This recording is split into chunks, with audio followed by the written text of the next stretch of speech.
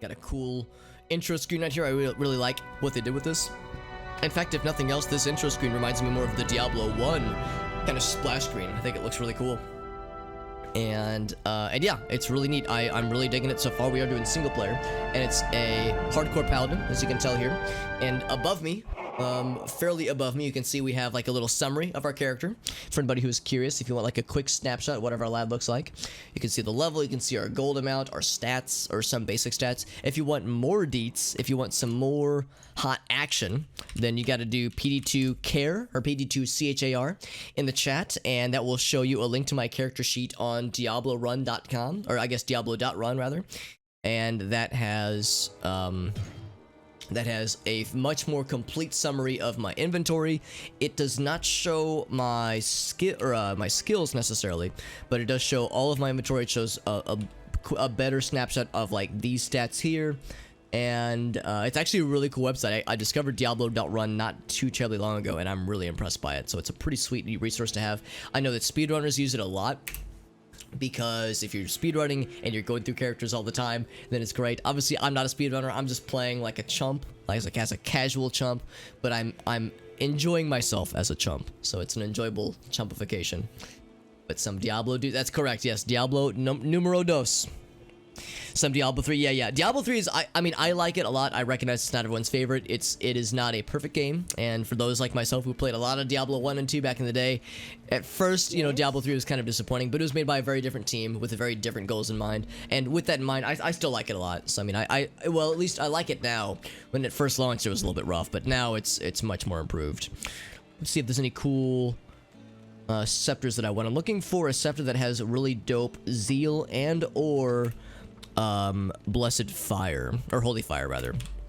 The reason for holy fire is that holy fire is going to be really useful against Andariel, so I'm pretty sure, at least in the vanilla game, that Andariel was weak to fire. Granted, this is Project Diablo, where they've rebalanced everything, including bosses, including items, skills, weapons, or standard items, like standard weapons, standard monsters. Everything has been like revamped in some way. So, dude, I have no idea what to expect with Andariel. We had a Blood Raven fight that almost killed our asses because she had like fire trail exploding arrows that she normally does not have, and she almost killed our asses. So I'm just like, damn dude, I gotta like get good, and I need to be prepared, be ready for the unexpected.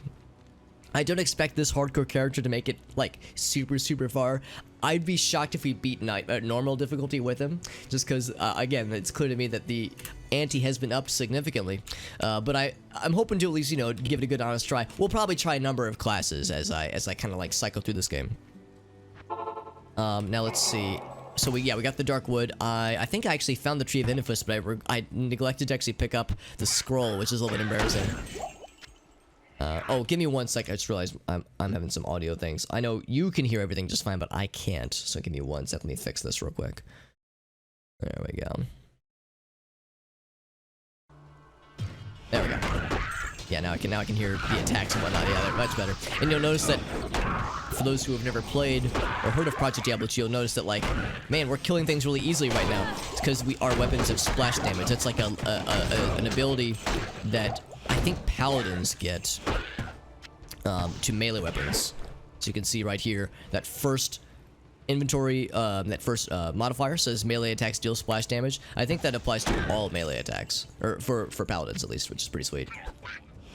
So it's like you just walk into a group of dudes, smack them, and then people around them just die. So it's great. So it kind of cuts down on the monotony of like having it be a click everything simulator, a left click mouse button simulator. At least for paladins. Obviously for barbarians and whatnot, that's a whole other story. But barbarians have other like crowd control skills, so it's, you know, they've got other tools at their utility, at their disposal rather.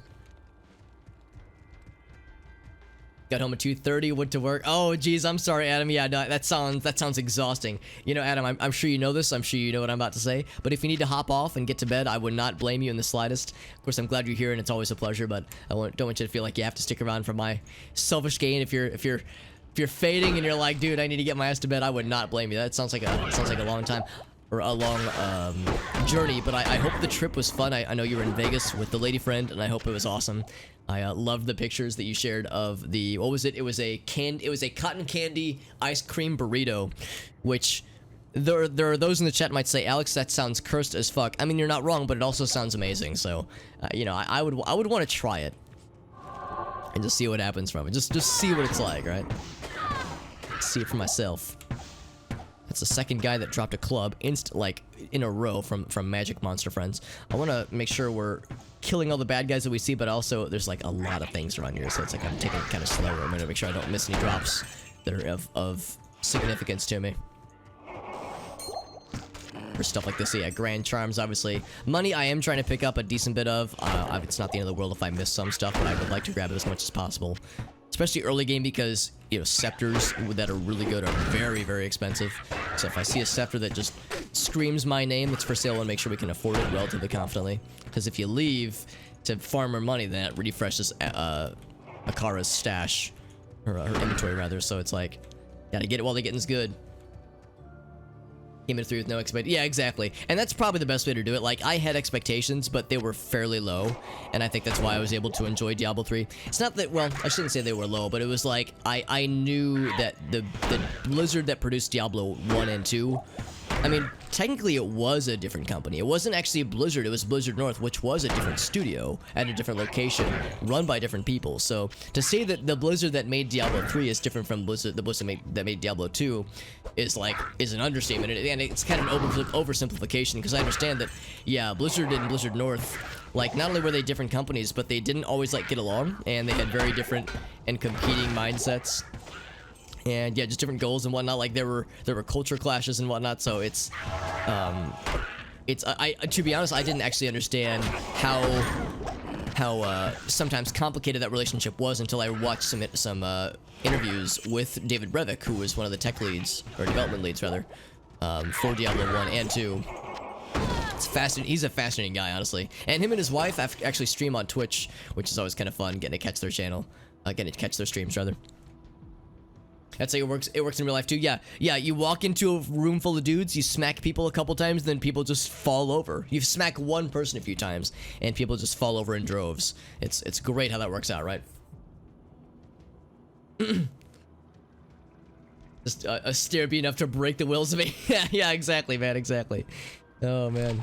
Now, I appreciate people being here. And again, thanks to all who helped out with the boost to the stream that we reached just a little bit earlier. That helps me out a lot, and it helps get this channel in front of more people, which is something that I definitely want to do, obviously. I mean, it's not like the end of the world. It's, I mean, I would rather, I don't want people to feel like they have to go super far out of the way to help me out with that kind of stuff, but yeah, like, getting more exposure for the channel and growing the channel is something that I definitely have a lot of aspirations for, which is nice. I'm gonna put a point into resist lightning, that way we have some of these like just latent bonuses that we see there, just some of the passive bonuses.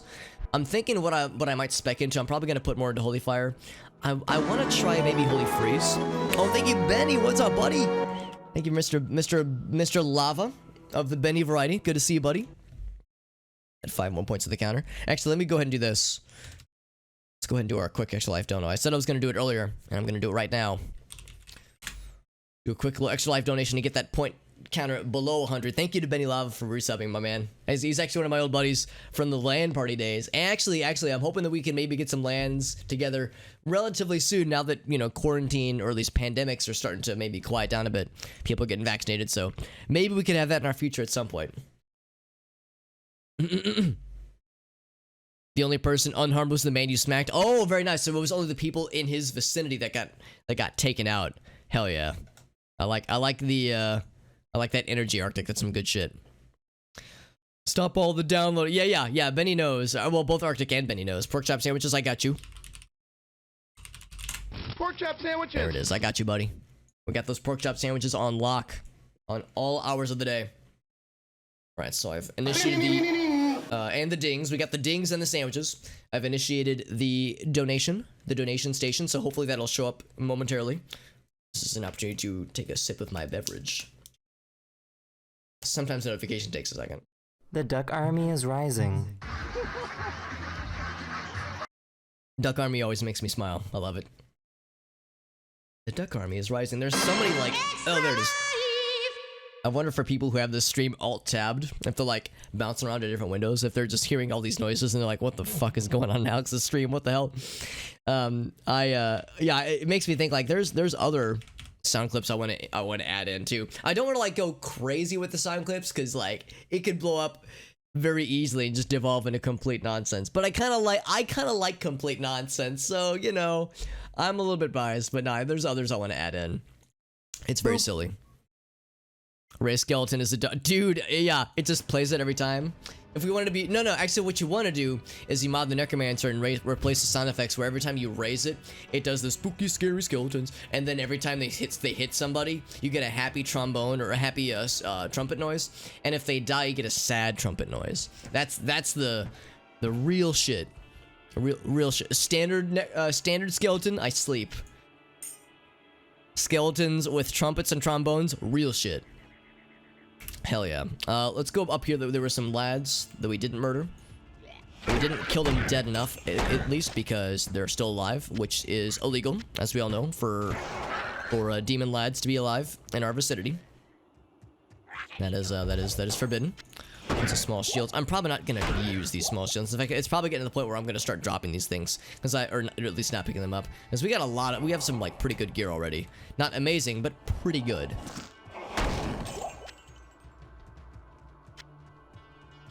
Check the contents of that house real quick. Yeah, it's good to check a lot of these things just because you're fairly likely to get some pretty good drops. Excuse me. And I think it's on the map, isn't it? The Tree of Inifuss. It is. Where is it? Because I thought we saw it. Maybe I'm full of shit. Maybe I didn't actually see it. Thought we saw. I think we at least fought. What's that guy's name? Treehead. I think we at least fought that guy, but I didn't see. I guess I didn't walk close enough to see where the actual tree itself was. Because that's why we came to the dark wood. I'm sorry, to the dank wood. I'll give it the proper name. Probably getting close to the point of filling up our tome. I don't actually know what the max capacity is for the tome in Project Diablo 2 is. In standard Diablo 2, it was 20, but the upper bounds have been increased for almost everything in Project Diablo 2 compared to vanilla Diablo 2. What their favorite instrument is. Right, the xylophone. Yeah. The audience is all skeletons. Even better. Even better, dude. I remember that's one thing, too. It's like, yeah, like skeletons have associations nowadays, at least, with trumpets and trombones and just brass instruments. But, yeah, really, xylophones kind of makes more sense, really. I think about, like, old-timey Looney Tune cartoons where it's like you would see somebody would have an exposed skeleton, which is a strange thing to say out loud, and somebody would bust out mouths and go bum. It's just what automatically goes into my brain whenever I think that shit. And I think about skeletons all the time. I mean, I don't think about skeletons all the time. That would imply that I'm a skeleton sympathizer. And I'm not secretly harboring a skeleton inside my body. That'd be absurd. How would you levy such a bold assertion towards me, good sir or madam? Have I seen the Worthy Kids video? I remember, Arctic, I think you have introduced me to Worthy Kids, but I don't think I've seen that particular video before. If you want, you're more than welcome to send it to me, and I will watch that shit. And react properly. Lots of friends here. I'm trying to grab a bunch of stuff, but like I said, I'm also trying to make sure we kill as much as we can. This is not a fully comprehensive playthrough. I'm not looking to like go through every single corner of every map, but I'm looking to like, you know, do a pretty good job of clearing out areas. We've actually gone through a decent chunk of this area already because we came through here earlier, or I'm sorry, not earlier, but Tuesday, last time I streamed, because I wanted to get the waypoint for the Darkwood before we wrapped up the stream.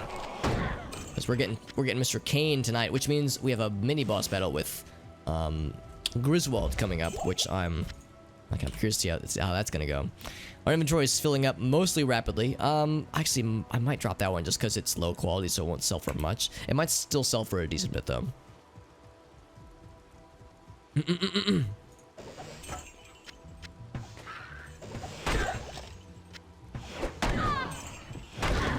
we go. It's got the video. Oh, it's only like a minute and a half. Okay, yeah, we can go and watch it real quick. If it's nice and quick. It's quick and dirty, just the way I like it. I like my skeleton videos the way I like my... I don't need to finish that sentence. Yeah, let's go ahead and watch that right now real quick. Give me 1 sec. Witches on Tinder, that's a good video. That's a good video, and I remember Elgaso and I had posted before how when I showed Gracie Big Top Burger, we had to pause it real quick because she had a phone call, and I paused it on the exact frame when Penny's doing like a really like goofy face, and I posted that like a picture of that screen grab on the Discord server, and Elgaso was like, that's pretty much the Worthy Kid face, and I'm like, yeah, you're not wrong, and I love it.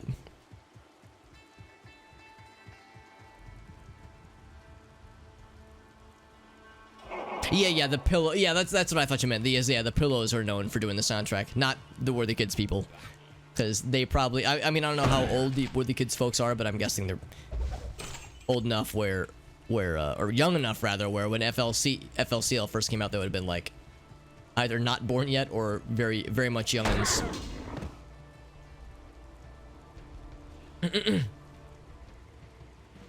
But yeah, that is pretty sick though. So we have a second Treehead Woodfist fight coming up ahead of us, probably. Presuming that I can find it. As the Dark Wood is not a particularly large area. Did I ever give myself a skill? Oh, that's right. I put a skill into the Resist Lightning, so we can get that passive going, if nothing else. But yeah, I'm thinking I don't actually... Oh, there they are. Oh, and never mind. Looks like frickin' Kyle, who's taking these guys out like she's punching drywall. Just punch these guys' faces in. So never mind, I was all concerned, but Kyle's got that shit on lock. And my inventory is full. Shocking. Absolutely shocking. It's not that shocking. I will get rid of probably that one, the one we just picked up. +1 to strength, yeah. Alright, well, let's get back to the waypoint, probably. That's probably the best way to go about this. There's another group of friends. Hello, friends. More of that going on. Cool. So, thinking out loud here, what I might do actually is drop a few other things. Drop this guy because that magic quilted armor is probably going to sell for a bit more. Money is not the end all be all in this game, but in the early game, it is kind of a big one. It's kind of a big thing. So the more we can gather, the better. And armor tends to sell pretty darn well in the early game. Skill Shrine. I mean, I guess I'll murder these guys. Sure. I mean, you know, twist my arm. Just walk into a pile full of friends. It's like, I guess we'll convert these demons into dead demons, I suppose. You know, if you insist. I thought I saw another shaman was doing his thing, resurrecting lads.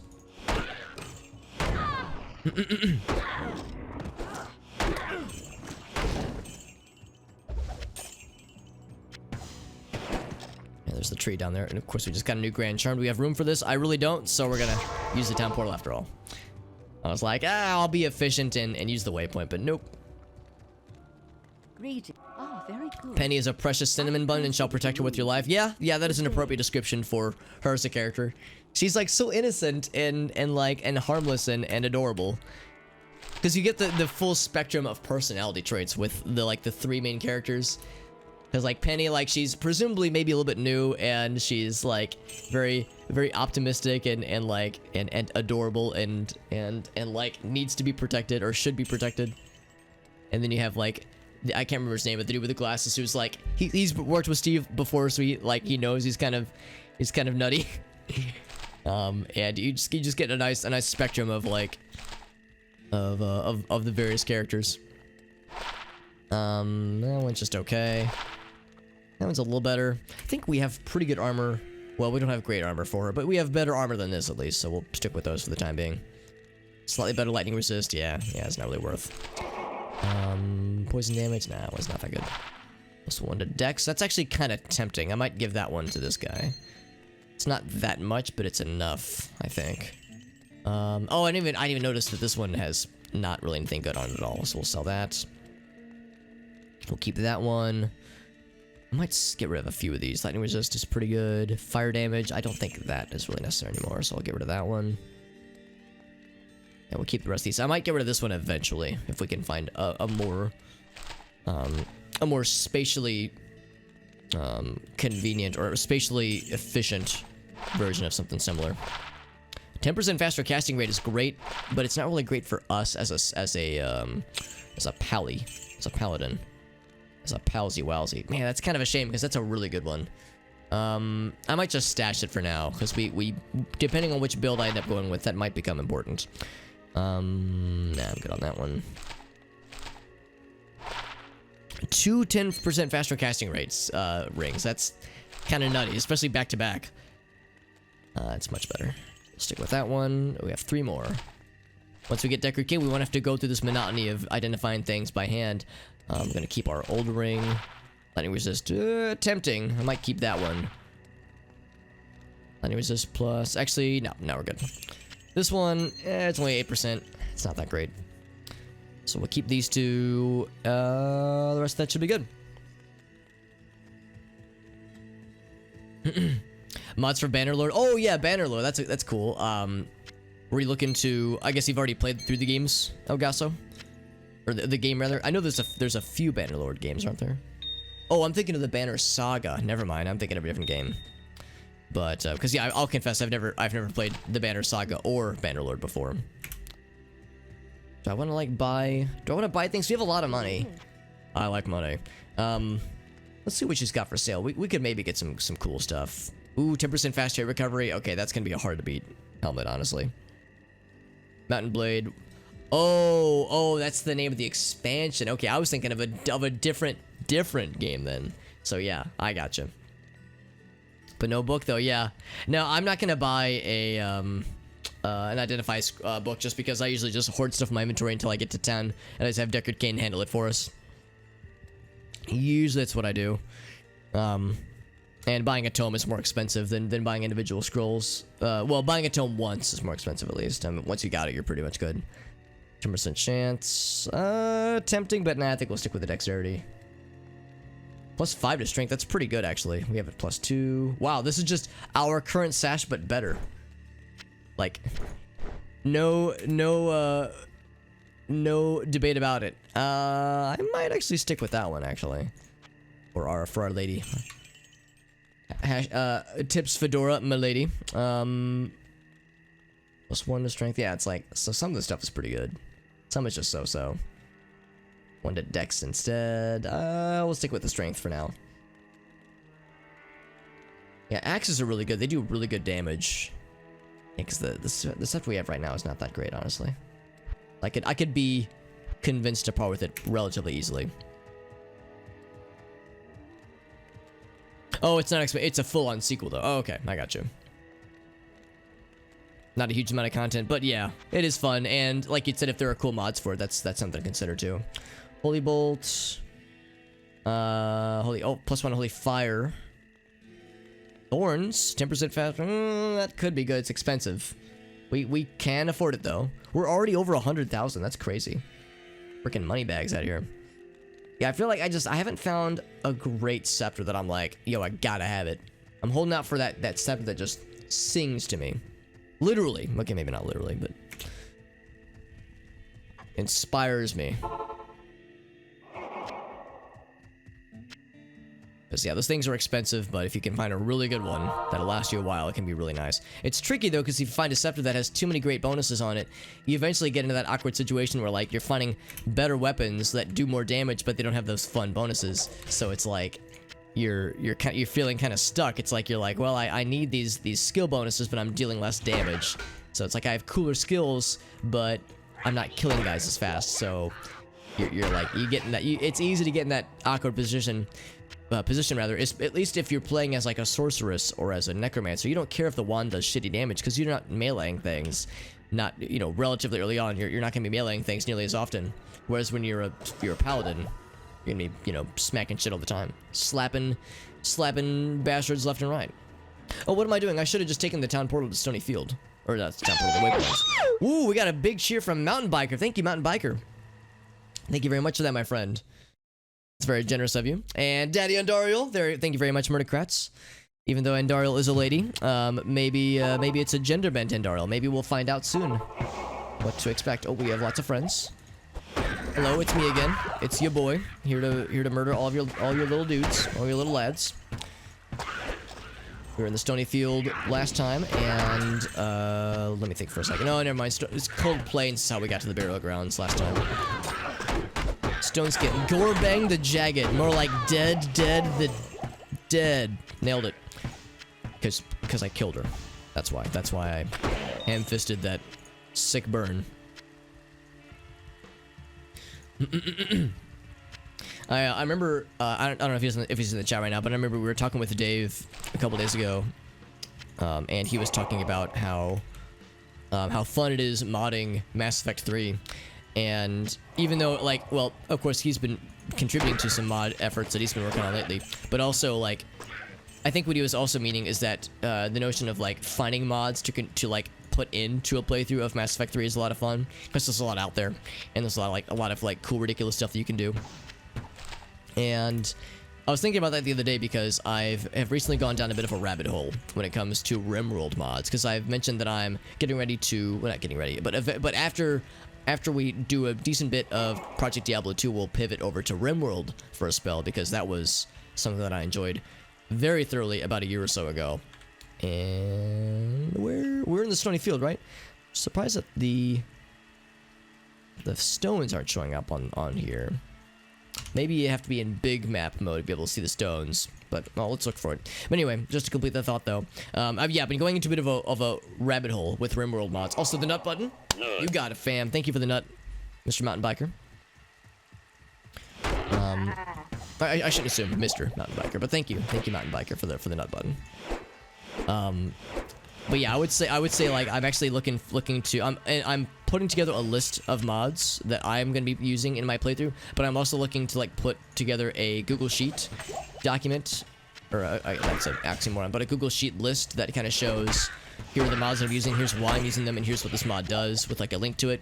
And it's gonna take a minute because I think I've got over 100 mods that I've signed up for when it comes to RimWorld. Now with RimWorld, it's 100 mods, but a lot of those mods, it's like this adds one new monster, or maybe one new event that could happen, or one new storyteller. It's like a lot of mods for like little stuff, but there are a few mods that add like some significant overhauls.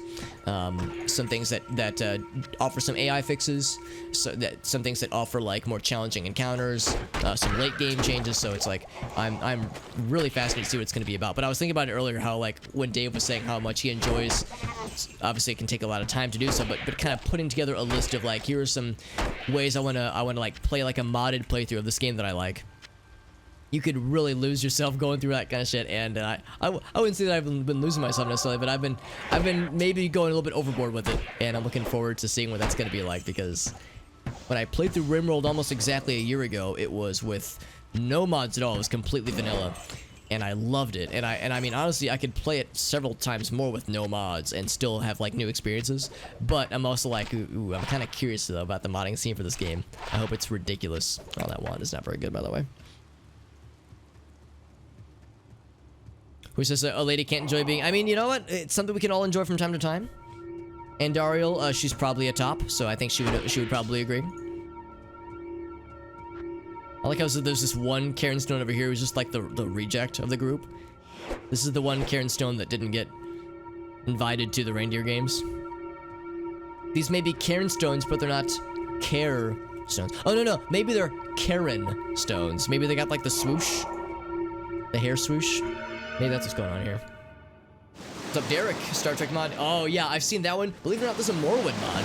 Morrowind is actually a series of mods, and I'm using exactly... I have installed exactly one Morrowind mod. It's not the big one. It's actually a very small one. It adds one thing and one thing only: the Colovian Fur Helm.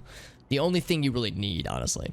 So, but no, it's something I want to try out at some point, but that's like, it's like a full conversion mod, and I don't want to go quite that far. I just want to have like a modded playthrough that adds and modified stuff, but yeah, maybe not like completely different, because yeah, some of that's like, it's kind of silly. This is a good helmet. This is very good, but that 10% fast rate recovery I think is more valuable than all of these things. So I'm gonna give this to our lady friend instead, because that's a significant improvement from what she had.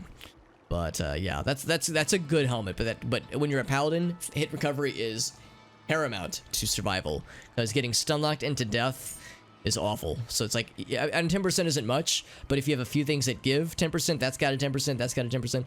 So you know, you stack those, and it can be a huge help for sure. It can be the difference between life and death. Create a mod list on Steam, yeah. Oh, that's a good point too, Dave. Yeah, that might actually be easier than doing the Google Sheets thing. Because if I just had my own list, yeah, that's really smart, Dave. It's fucking genius. There are dinosaurs, yeah. There's an alpha animals mod that I've added. I don't know if it adds dinosaurs. In fact, I've intentionally not looked at the monster list. That way, when I see it, it's all fresh and it's all like, you know, blind reactions. But yeah, it's like I'm hoping we get some wild shit, some really weird and nutty stuff. Oh yeah, cliff racers, yeah, dude. You know what? I bet that's probably baked into one of the mods, or one of the rim, Moral Rim mods is to add cliff racers. Hopefully, it doesn't add them by the fucking bushel the way that Morrowind does, but or actually maybe for a real Morrowind, an authentic Morrowind experience, maybe it does add them by the bushel. It's like it summons one, but then it accidentally on purpose summons like 30. If I don't live in my own... Yeah, exactly, because I don't look like them, yeah. I mean, we're playing as a person of color, so those Cairn Stones might give us some trouble, honestly, so... Yeah. They're gonna demand just to like, see our like, a proof of residence for this area. It's like, lady, I pay into the homeowners association. What more do you want from me, dude? Damn, son. Damn, son. By the gross, there we go, yeah. Yeah, bushel of eggs, but a gross of... cliff racers. They are pretty gross. Skeleton person mod. I don't know if I've seen that. I did find, I don't know if I'm going to play with it, but I did find a mod that would add vampires and like werewolves and shit like that. So like any human person you encounter would have like a 5% chance of secretly being a vampire. Or maybe actually it wouldn't be secret, maybe it'd be obvious, but of being a vampire. I think the werewolf thing, I don't think it would be NPCs would turn into werewolves. I think werewolves would just be monsters that would just be on like in the wild. Or maybe not monsters, but like animals necessarily. Also, I leveled up and didn't even notice it. So, some of them I'm not exactly sold on. There's one that adds androids into it that I'm kind of curious about. It adds like androids with different tiers that you can like level up, and if you were fancy and you wanted to, you could also something I picked up that I didn't want to pick up. It's the buckler. If you wanted to, there'd also be functionality where you'd be able to, if you had an NPC that was getting old and you wanted to preserve their personality, you could actually sacrifice one of the android characters and upload the NPC's personality, like upload their brain into the android, so you just get that person in android form. But obviously you would lose the android in the process. Like you would be down one NPC because you lose the android NPC and replace them with an android version of the human NPC. So, there's stuff like that. Like there's like interesting new functionality that mods like that would add in. I'm not exactly sold if I'm gonna go for that one either, but you know, things to at least consider. And I'm curious about. Let's do a little more energy, more vitality. I'm just kind of slapping numbers in. I'm not really following any guides. I'm thinking that definitely a lot of health, a good amount of strength, some energy, a decent bit of dexterity. So it's like I'm trying to follow what I think sounds good, but I'm just kind of throwing things at the wall and seeing what sticks. Damage reduction, cleansing. I'm almost tempted to not go much further with defensive mods. Vigor is a very good skill for when you're doing online, but I don't know if it's really necessary. So I might not really do much more for the defensive lads. For the offensive lads, I don't know where I want to go. I think conviction has been nerfed. Conviction is what I usually go for, but I think it's been nerfed pretty significantly. I'm wondering if I should go for fanaticism, which is really good. But I'm also wondering if there's anything that would make like things like Holy Freeze doable at like hell difficulty, basically against things that are immune to cold. And I think the answer is probably not. I think immune to cold would still have issues with Holy Freeze, but maybe that's something I need to look into. If nothing else, let's definitely put a point into Blessed Aim. Because that at least gets us closer to, if we want to go into fanaticism, then we can. Or we could, rather. Oops, all cliff racers. Occultist mod, yeah. I saw that as well, Dave. I haven't installed it, but I saw it. I'm thinking like I probably wouldn't for this playthrough, but that'd be like a really cool mechanic to try. Yeah, dude, this is how it goes, Dave, because as you can imagine, there are some YouTubers that I've been following that have been playing RimWorld, and a few streamers that have been playing RimWorld, and I've been watching them, and it makes me want to get into the game. And that's the thing, like, for people that watch me and people that know me personally, I start playing it, and then they go, oh yeah, RimWorld exists, then they fire it up, then they get sucked into that black hole. It's just this constant loop of addiction that none of us can break out of, nor do I want to break out of it. So it's an addiction that I will willingly suffer, you know, and enjoy very thoroughly. Also, I think Kyle, our resident, our lady friend here, our resident drywall puncher and Monster Energy drink slammer, who was just standing in fire earlier, so we know that she's a fucking badass. Unsurprising. A lot of these helmets that I'm just hanging on to. Let's clear out the rest of this area. There's not a ton to do necessarily. We already got Kane. We killed the big baddies, but I want to kill other baddies. Ouch.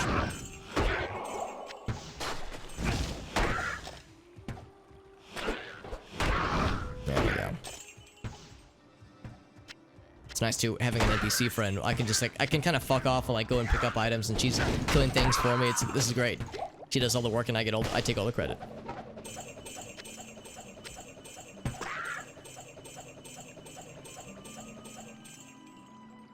There's no punchline, just whoops. Oh, you know what? I think I remember the scene that you're talking about, Arctic. Holy shit, yeah. That's a throwback, dude. Wow, that shit's wild, but yeah. Yeah, it's just, and I can almost remember the delivery. It's not even, it's like, whoops. It's like an acknowledgement of, oh yes, this is not good, but it wasn't really a mistake. It's not the standard whoops, which I think is nice. Alright, so we got Kane all locked in. Let's, I guess, head back to the waypoint then and hop back over to the Dark Wood. Oh, there's the waypoint down there. Hop back over to the Dark Wood, then we will, proceed to, I guess, the Timo Highlands. And proceed to the monastery. So I think that's the next thing. Oh, I guess the Black Marsh is the next actual area. And with the Black Marsh, we have the Forgotten Tower with the Countess ahead of us. That's correct. So we gotta find the path. Really, it's out of this crazy place. I think it's gonna be up this way.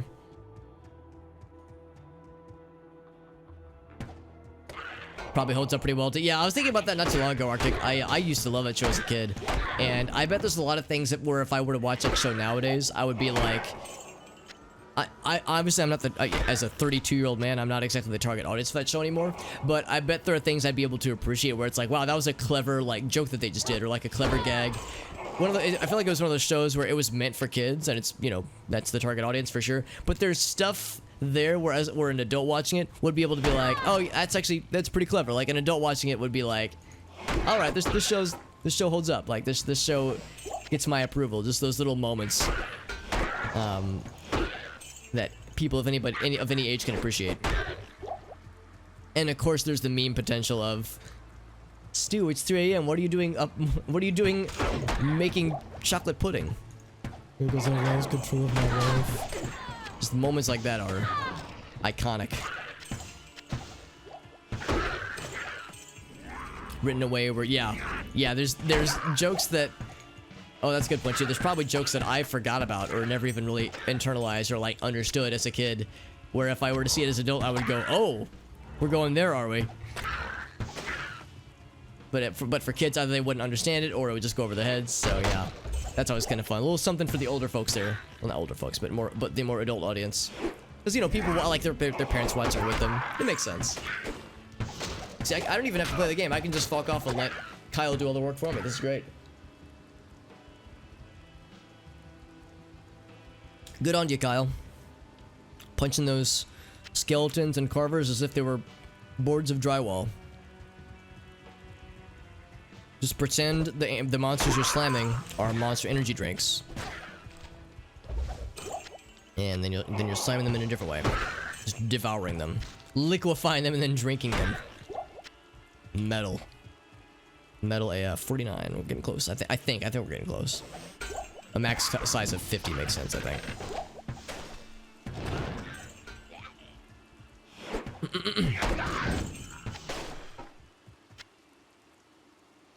We're in 3 tapes to watch. Yep. Frisky Space Vixens. Yeah, exactly. Yeah. Oh my god, I forgot about that shit. The grandpa character that show was great, wasn't he? I'm gonna drop that. That's not gonna sell for very much. I can think of a few moments of like the grandpa character being like truly delightful in that show. There's a lot of characters that are pretty delightful, but yeah, he might be my favorite. I would say either the grandpa is my favorite or Chucky was my favorite. As far as like characters that I identified with the most, because Chucky was like he was like a pretty nervous kid, and had moments of like of shining pretty well, but was usually more reserved, more tepid. It's like, yep, I feel that. I was very much a Chucky when I was a kid. I was a nervous dude. Now I don't give a fuck. No, I'm kidding. I mean, I kind of don't give a fuck. I kind of give fucks, but I give limited fucks. I only have so many fucks to give. Ooh, big chest. Wow. Amazing chest ahead. Take those. Large axe. I'm tempted by the large axe. Nah, I'm probably stick with what we have. I think paladins work really well as shield fighters. I mean, they can wield two-handed weapons just fine, but I feel like the best paladin gear you can get are usually one-handed alongside like a really solid shield. Okay, yeah, we're good there. More friends. So we're in the Black Marsh now. I'm looking for the waypoint as well as the Forgotten Tower, if possible.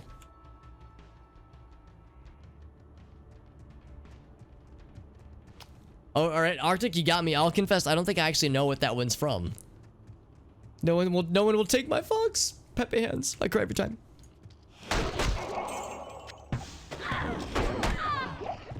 Actually, the more I think of it, the more I think about Arctic, it sounds familiar, but I can't place what the reference is from. This might be a required viewing YouTube video, if I had to guess. So it's probably from an older video that I've forgotten about. A wand, you say? Let's see if it's any good. It is the opposite of any good. It is actually any not good. There's the waypoint, by the way.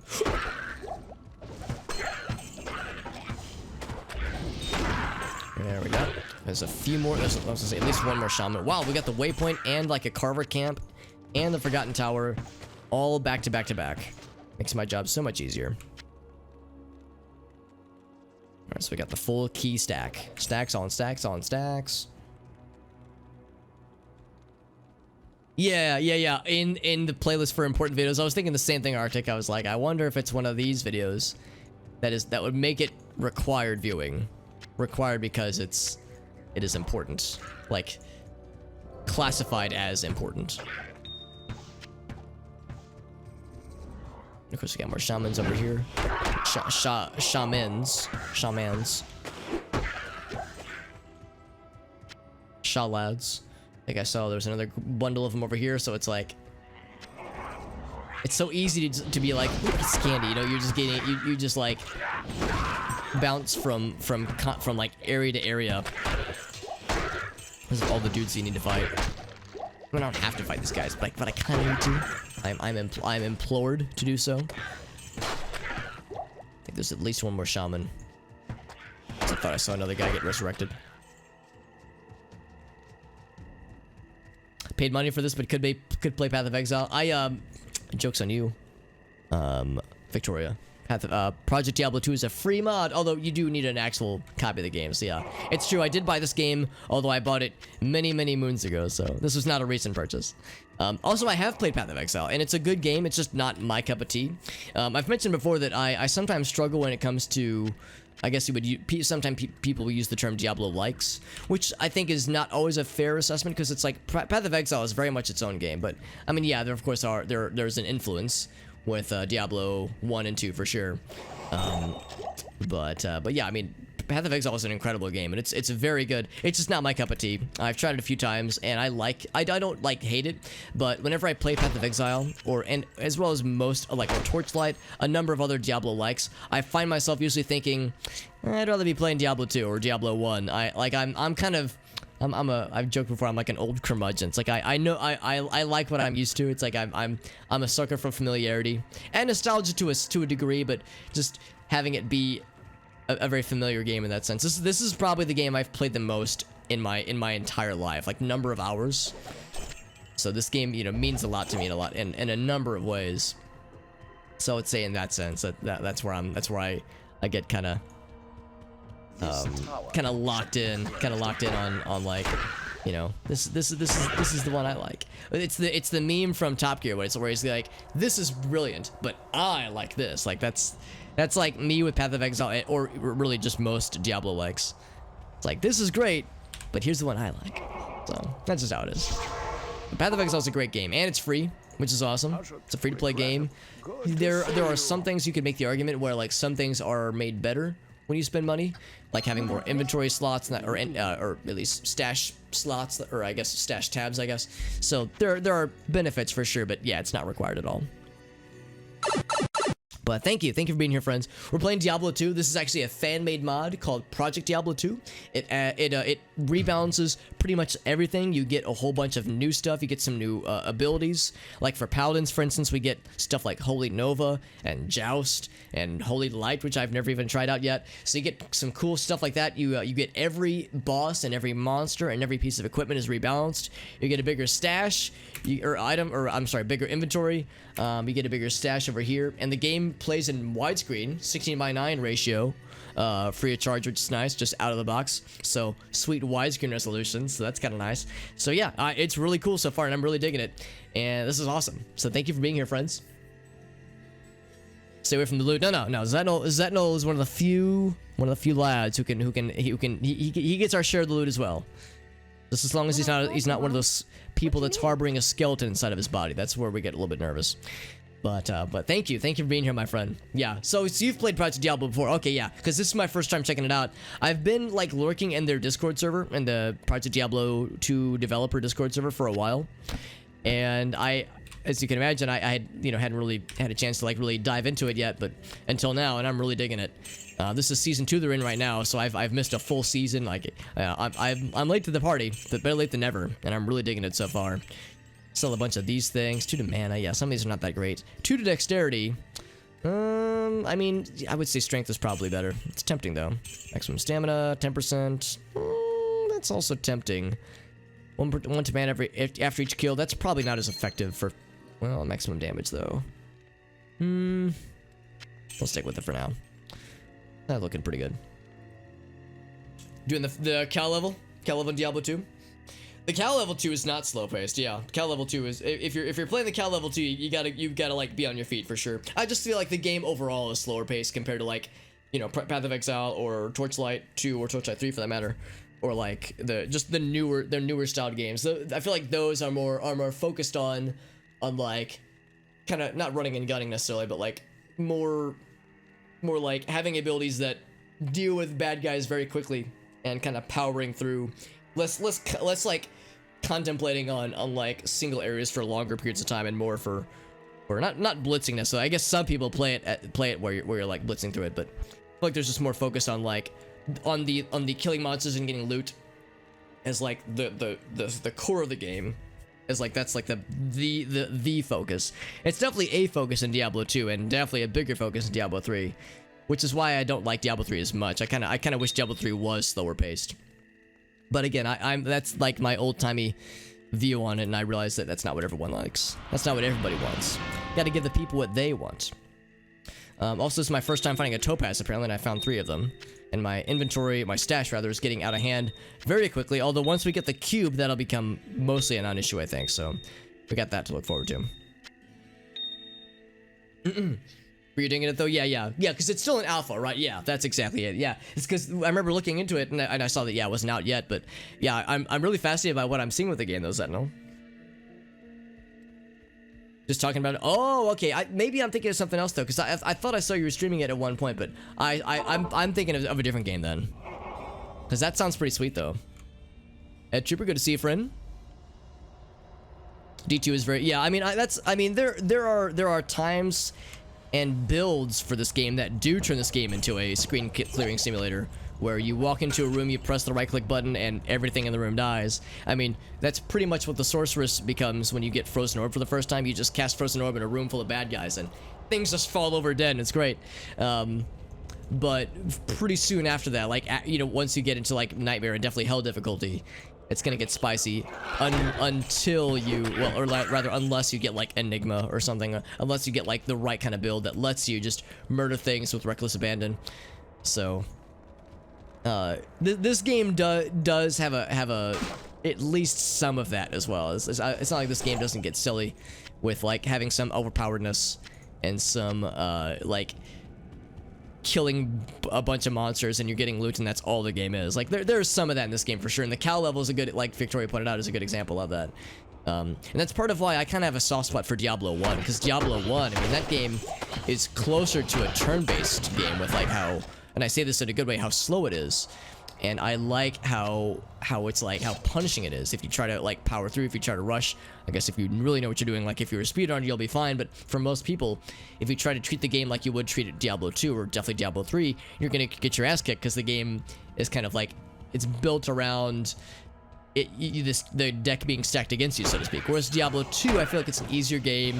It's a little bit more forgiving, certainly at the beginning at least. Once you get into the higher difficulties, then it kind of shifts and it becomes like, then you got to be a lot more careful. It's part of why I'm playing hardcore, for that matter, too. That kind of forces me to at least try to be careful. I don't know how successful I'll be, but I will try to be careful. The best laid plans of hobbits and men, of course. Did some PD2 a while back, yeah. Yeah, it's cool that Zetnil, I'm not surprised Zetnil has also gotten in some Project Diablo, because Zetnil plays a lot of cool games. Zetnil is actually one of my Noita buddies. I remember you were doing some Noita around the time I was playing it, and it's always fun to get to trade notes and watching him stream it when he was doing some Noita. I know he does a lot of Final Fantasy 14 as well. And obviously he's getting into this new game. What was it called one more time? It was Ashes of Creation, yeah, which looks really awesome. So yeah, Zetnil's he's a really nice guy. He's got an excellent taste in games, I think, in my very biased opinion, obviously. He's a good lad. Am I maxed out on gold I can carry already? Well, that's annoying. I guess I'll go back and take care of that real quick. See, I was saying I didn't need to stash gold, but here I am being proven that I'm full of shit after all. Then slap those in there. I was like, well, never mind, I'm full of shit. But no, Zetnil's a good dude, and I appreciate Zetnil for your very generous raid. You're too good to me, my man. And for people who would like my streams and like the kinds of games I play, do yourself a favor and give Zetnil a follow, because he's a really nice lad. Like I said, I'm a little bit biased, but I think his game choices are on point, and he's just a really nice guy, and he's very interactive with his chat, does a lot of cool stuff with his community, so he's definitely a good lad, definitely worthy of checking out and hanging out with. 10% fast hit recovery, though. Oh, it's tempting, but we already have that on this guy. Might give that to what's her face over here. She would lose some defense, but the hit recovery might be, I think, beneficial. So that's good. Was there anything else I wanted to knock out? Oh, I forgot to look at these the last couple times. Very fast attack speed, nice. Blessed aim. Oh, I have blessed aim, but I haven't tried it out yet. Holy bolt. Nothing there. Yeah, let's look at blessed aim real quick. I'm curious. Gonna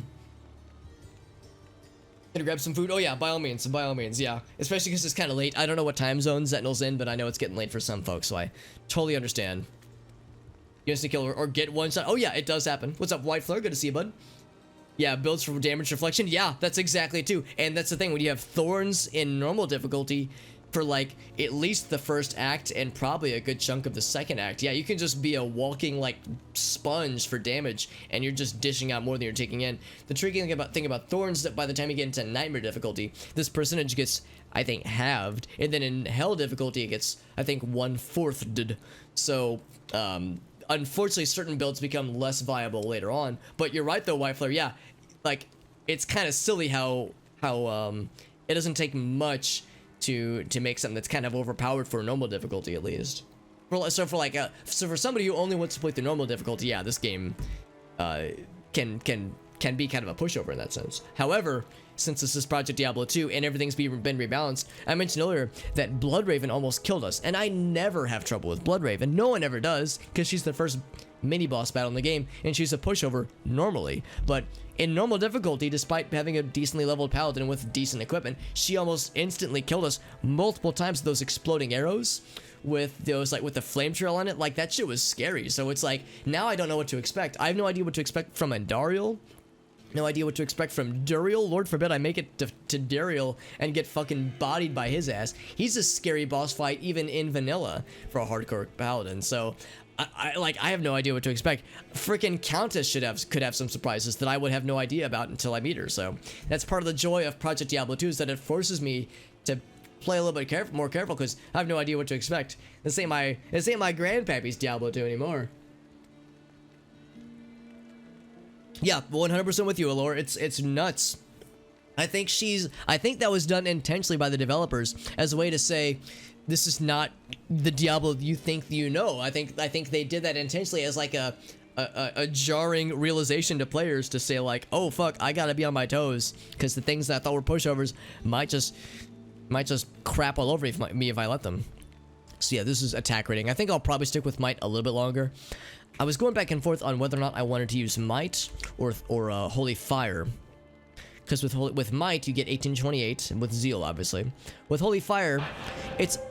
Actually, well, now it's significantly more. Previously, it was like a little bit more. 21 to 36.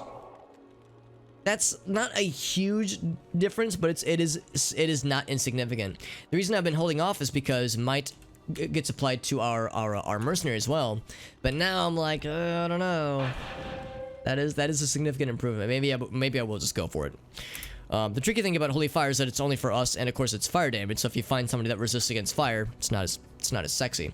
But for the Andariel fight, it's great, or at least it was great in vanilla Diablo 2, because in vanilla Diablo 2, Andariel is weak to fire, because she's a plant type or something. But in the rebalance, that is Project Diablo 2, again, I have no idea what to expect, so guess I'll find out, baby. This is how we learn. This is how we learn, we're all gonna learn together. Or we're gonna get learned. One or the other. I know that in each floor of the tower cellar, there's I think at most one boss group. Or when I say boss group, I mean like enemy type that has like the different color that has some kind of like modifier on them. That's what I mean by boss group, not literally a boss. And the boss groups are nice to fight because you get lots of experience if you kill the boss and or their minions, like right here. That's like a boss group. Anytime you see a boss group with enemies that have the words minion on them, demon minion, like that right there, that means they're part of the boss and they've inherited, they're a part of the boss group and they've inherited some of their properties. And if you kill the boss, you get good experience, and if you kill the minions, they give pretty good experience too. So, not like I'm trying to overlevel myself, but the more the merrier. And also we get a free item drop, which is nice too. So, if you're trying to speedrun, obviously, then yeah, it's fine. You can just power through it. But if you're trying to like get a fairly comprehensive playthrough, looking for boss groups like that is a nice way to get you some juice. Stone Skin, yeah. Star Maim the Jagged. He's the second jagged surname lad we fought today.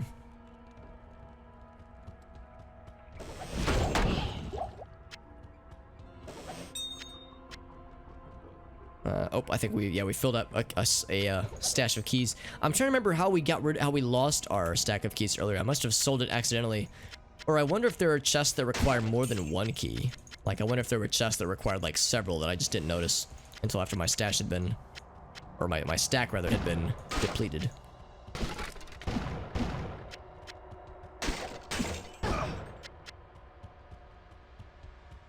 As I continue to kick more explosive barrels. I don't think I've ever lost a hardcore character to explosive barrel. In fact, I don't think I've ever died from explosive barrel before. I have died with softcore characters before I knew how to play the game very well.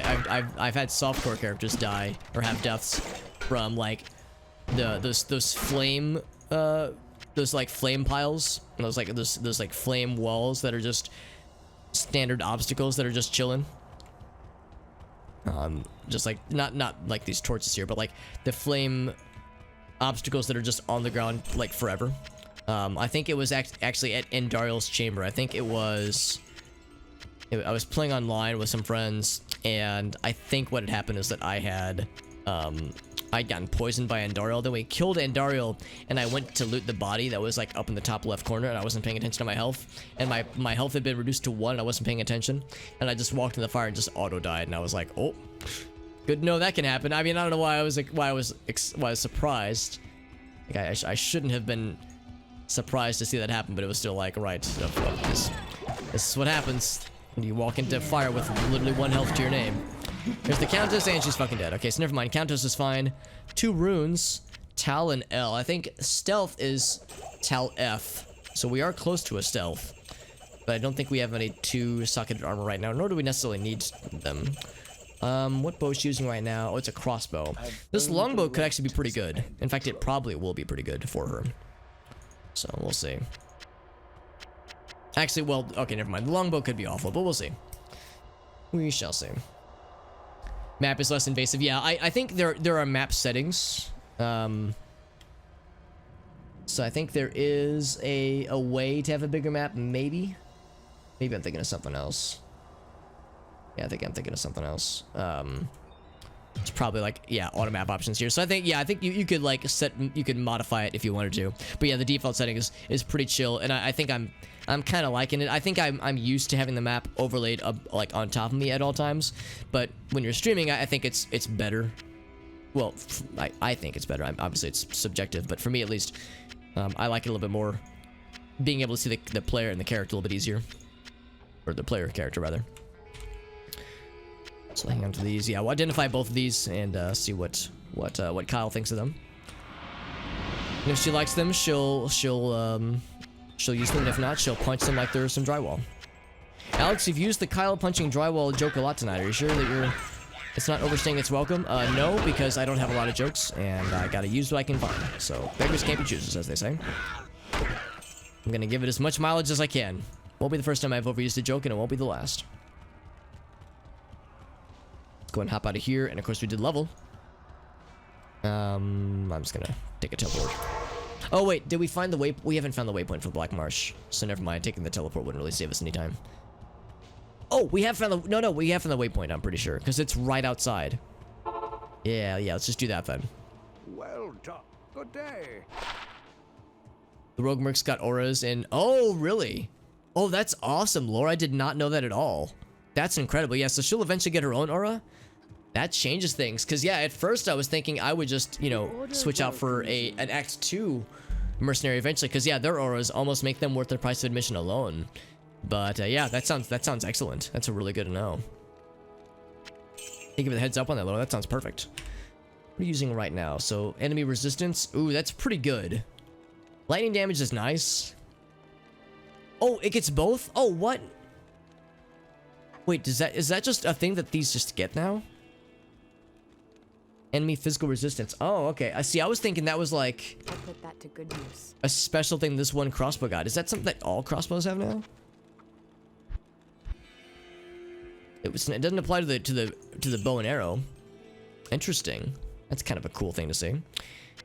Magic damage, cold damage. That's actually not bad. Eventually, I am gonna have to start getting rid of some of these.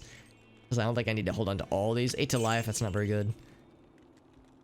But yeah, right now, we have a lot of these things.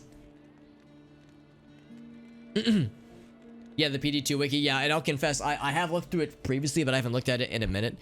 And I'm sure it's probably changed since the last time I've looked, so yeah, there's a whole lot there. +3 to Holy Fire. Now we're cooking with gas. That's pretty good. It's expensive, but not, like, absurd. If we get like one that has like a fuck ton to Holy Fire, but also some to Zeal, then I would be happy forever. So this makes me happy for now. Temporary happy. Yeah, let's get it. I can sell the old one for a little bit of money's back. We got a decent bit of cash though, so it's like I'm fine with splurging. So vitality, and then more strength. And speak of the devil, yeah, what do I apply my stuff to? So we got charge, we have this new one, Holy Light. That'd be nice to heal our buddy, to heal Kyle from afar. It's not, I mean, right now that's a lot of health. Obviously, I would need to put more points into it to get, like, consistent heals. I'll go ahead and put a point into this so I can eventually reach things like Holy Nova. I don't know if I'm going to really use Holy Light, but I'll go ahead and set a shortcut for it. So we'll say that's the standard one, and then here's the second guy. I do have Smite. I don't have Holy Shield yet. Holy Shield will be a mainstay for sure. Not here.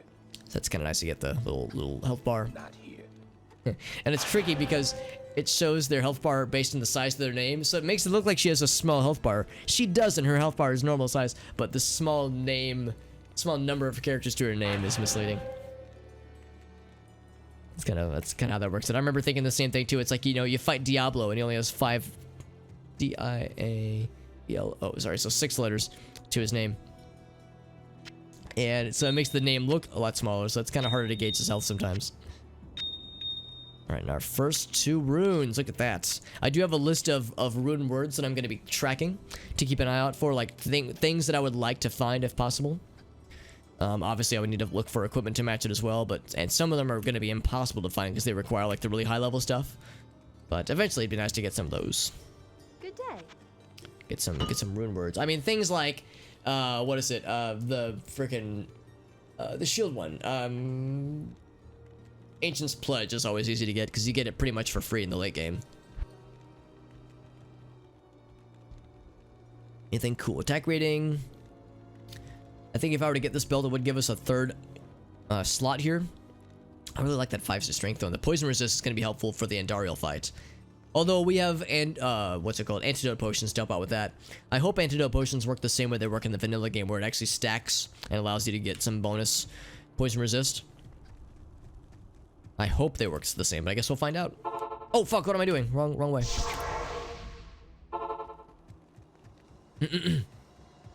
Raul Ortel, that's correct, Paralyzer. Yeah. How long will I be going tonight? Probably for another, I would say 2 hours, maybe 2.5 hours. If I had to guess. Of course, I have work in the morning, so I can't go crazy late, but I can go medium crazy, which is, you know, the correct amount of crazy, of course. So we'll stream a decent bit. I started kind of late tonight. I feel like I've started every stream this week late, so it's feel like that's become my calling card. It's become a catchphrase where it's like, yeah, I started the stream late tonight, guys, and everyone's like, we know, Alex, you're always late to stream. However, I've mentioned before, I've got some bonus streams planned. What in the world? Oh, the hole. I will insert myself into the hole, ladies. No, we'll explore here. I think this won't go anywhere. It just leads to some loots, so we'll get the loots. But anyway, sorry, before I get too ahead of myself with weird lewd comments like that. My plan is to do some, at least one extra thick, like thick with like 17 Cs, extra thick bonus stream on Saturday. I've mentioned that Grace is actually out of town for several days actually. She's doing a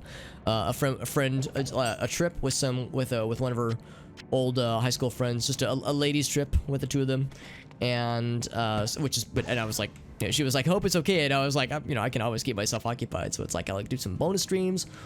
So Dexter, my dog, and I were just gonna be broing out the 2 of us, so gonna do like, the plan is to do like a pretty good bonus stream, at least one on Saturday. I might also do one Friday and or Sunday. I probably won't do all 3 days. I think I would like one day to work on other stuffs, but definitely like one at least big giganto mega bonus stream. Do some Diablo 2, probably do some Smash Brothers with friendos. If we can get some folks who would be able to join in on that. So I've got ambitions to do some fun stuff over the weekend, which would be nice. So I'm looking forward to that. I actually was originally thinking I might be able to do a bonus stream tomorrow. Right now that's unclear because I'm actually, like I said, I'm doing a board game night with some friends. We were loosely planning on the board game night tomorrow, but we had several people drop out. And as it is right now, there's only going to be 3 of us. And I mean, it's kind of hard to play some board games with only 3 people. There are some games you can figure it out, obviously, but oh shit, I overwrote the experience shrine. Oh, they didn't overwrite. They're overlapped. Oh, that's awesome. Yeah, in the old game, you could only have 1 shrine active at a time. Now, you can stack your shrines, which is awesome. Well, that makes me feel much better. Anyway, before I get too ahead of myself, yeah, so we'll see how long the board game night goes tomorrow. I would not expect terribly late, so if I get home at a decent hour, I might do a little bit of a bonus stream, but we'll see. No guarantees, but we shall see how it goes. See, I haven't seen these guys in, well, like a year and some change, probably like 15 months or so. Like, obviously, when pandemic times began, it made it hard to do anything, you know, without fear of scary things happening. So, so for a lot of us, you know, it's been a while since we've been able to do in-person shenanigans, but it'll be nice. It'll be nice to hang out with the friendos, studying for finals. Yeah. Oh, that's sweet of you to say, Paralyzer, and I'm grateful that you chose my stream as a nice chill-out spot. I'm always very, very grateful. I consider myself very lucky. We have a number of very nice people who like to hang out with us from time to time, and I'm grateful for that. Even if for people who are lurking, or people if you're only here for like 5 minutes or even 5 seconds, just I'm grateful that there are people that like to share part of their evening with me and with the stream, because it means a lot to me that people like to hang out here and chill with us for a bit and enjoy whatever games we're playing or whatever weird quote-unquote witty banter and commentary that I can provide. I say it mostly tongue-in-cheek, but I'm grateful for folks. This is very nice. I don't take it for granted, because I remember what it was like streaming with, like, 0 or 1 viewers for, like, at least a year. I mean, you know, it takes a while, obviously, so it's like, the fact that we got a decent number of folks like to hang out here is something I do not take for granted, and I consider myself very lucky. It's a nice feeling to get to hang out with peeps and get to chat with folks and talk video games and other nerdy shit. It's the real shit right there. They don't fall off if you get cursed. Thank freaking goodness, Lord. That's so good to know, because yeah, that was one thing that I know made Bale runs so awful for people who were trying to do experience shrine runs, where like you go to Act 1, get an experience shrine, and then try to power through Bale. If you get anything that could cast a curse, then it just would render that moot by the time you get to him. So yeah, that is so nice. I mean, getting cursed already sucks, because usually in this game when you get cursed, it's either Decrepify or Amplify damage, both of which make you super squishy. It tenderizes you, so it's like, yeah, anything to give you a small edge, I'll freaking take it. Dexter dog, he's being a cute doggy, by the way. Unsurprising. Local dog is cute. News at 11. Actually, it is almost 11. We're almost there. Here's number 2. I found hole number 2, friends. I found the other hole, Alex said with jubilation.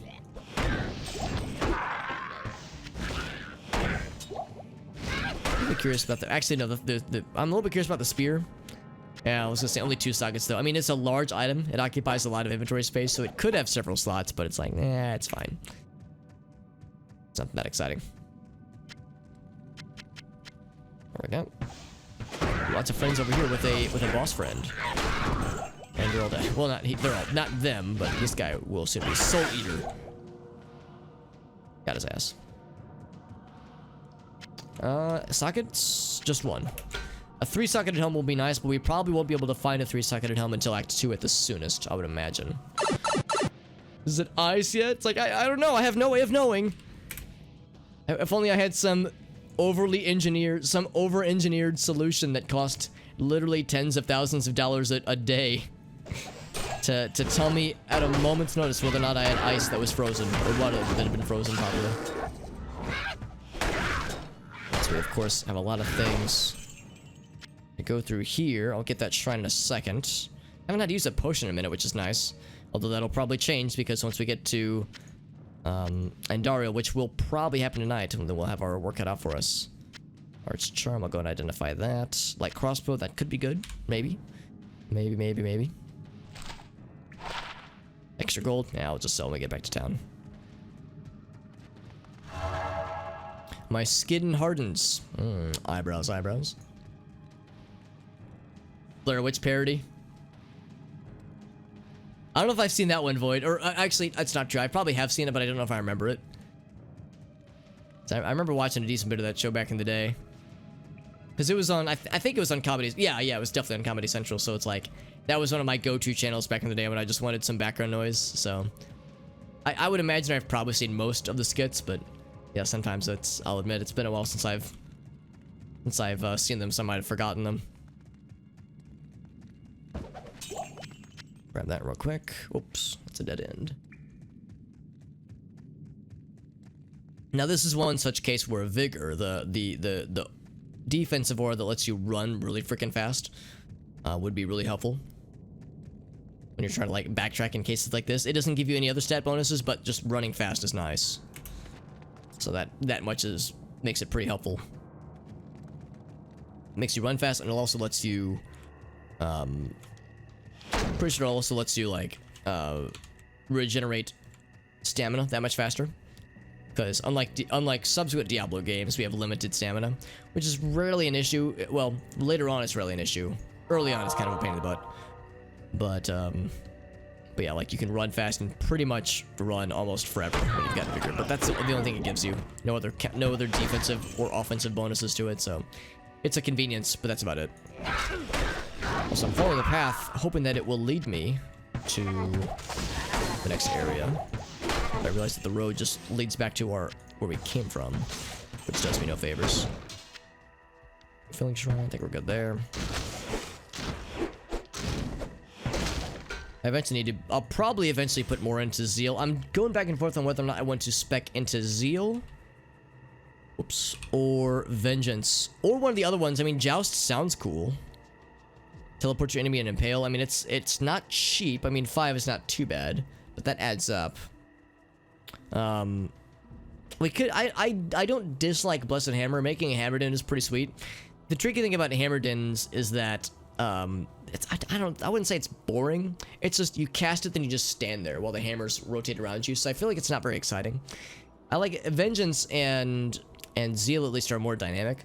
But I'm kind of curious about Joust, so I'll probably spec towards Joust eventually, just so I can try it out. The attack bonus does seem nice. Critical Strike sounds pretty dope. Movement speed is faster too, which is nice, so... Oh, there is a cooldown. Oh, shit, I didn't even notice that detail. That might be tricky. Maybe there's ways to lower the cooldown. But a cooldown of 3 seconds. That means you won't be able to, like, spam it.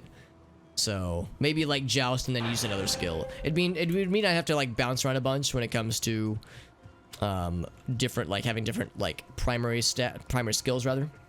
So I'd have to, like, have something over here, like, tied to, like, maybe F3, and then the other one is F4, and just be bounced around constantly. So maybe Joust plus Zeal, that could work. Or, well, actually, I bet a really good synergy would be Joust plus Blessed Hammer, if I were to make a Hammerden. But yeah, no, I'm surprised. Maybe I'm mistaken. I thought the Black Marsh led directly into the Mo Highland. Oh, it's the bridge over here. Oh, here it is. Because at first I was wondering if I had missed something, or if I was misremembering, and we have to go out of here through the stony field. That's what I'm looking for. Perfect. Yeah, so now we have a full, presumably a full tome. Move your PC to the bedroom. Oh, right. Yeah, I remember you talked about that before, Arctic, where eventually it gets so warm where it's like, oh, right. My PC generates enough heat where in the warmer months it becomes very uncomfortable. I'm very, very lucky in that I have central hair. Central hair? Alex, central hair, really? That's a little bit of TMI, don't you think? Central air. Do I have central hair? Oh my, wouldn't you like to know, dear viewer? But Freudian slip. Sorry. Moving on. No, central air. I mean, in the Midwest, that's not that uncommon necessarily, but I know in other regions of the United States and definitely in other countries, that yeah, central air is not always guaranteed. Because, yeah, if you have, like, a window unit or something, then, yeah, that makes it trickier. I mean, obviously, if you have multiple window units, that can help. But even still, it's tricky. But, no, I do... But having central air makes that a lot easier. Granted, even still, I will acknowledge, yeah, it does get warmer in here whenever I'm streaming. Well, whenever I'm just on the computer for long periods of time. Compared to other rooms in my condo. But it's usually quite doable, honestly. Saves on heating. Yeah, exactly, yeah. Yeah, central hair. God damn it, I said it again. I read the comment. Yeah, central hair, I know. No, central air, but also central heating. So yeah, exactly. It's like it helps in the winter big time. Oh, you're saying having like a decently powered machine, computer saves on heating. That much is also true. The tricky thing there is, of course, I don't sleep in my computer room, so it does mean I have to use the heater still in the warmer months, but I don't have to use it as much usually.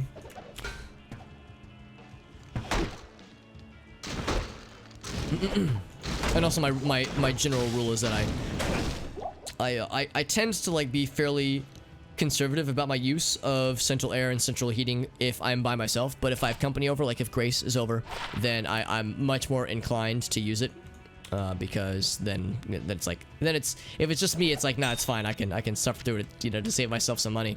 But if Grace is here with me, it's like, you know, I'm not gonna expect her to have to suffer through it on my behalf just to save me like a $1 a day or something like that. It's probably more than that, but you know, it's not that expensive, so like it's fine. It's fine when it's multiple people, not just by myself. But if it's just me by myself, it's like, nah. Usually it's like if it's a little bit cold in the winter, I might throw on a jacket indoors or like a hoodie or something. If it's really cold, then yeah, I'll just use it. But I will usually not use it a whole bunch if I can help it. Like this winter was mostly pretty mild. We had a couple of pretty gnarly cold snaps, but for like 70 to 80% of the winter this past winter was really not that bad, honestly. Possible for you to literally not have your bed. Yeah, exactly. It's like If it's really bad, if it's really bad and really shitty, then you're kind of limited. If it's like really cold or really hot for that matter. Because I don't know how bad humidity gets out where you are, Arctic, but I know here in the Midwest it can get pretty gnarly. It's really, really bad. A really bad humidity in the summer. 85, yeah, 85, yeah, like that's like the temperature right now. Jesus, yeah, that's that. I would say, Arctic, you've endured more than I probably would. Honestly, I probably would have already like turned down the AC or at least put on some fans. Cause yeah, that's like 85, like oof. I mean, 85 is hot outdoors, but indoors, like that's pretty uncomfortable.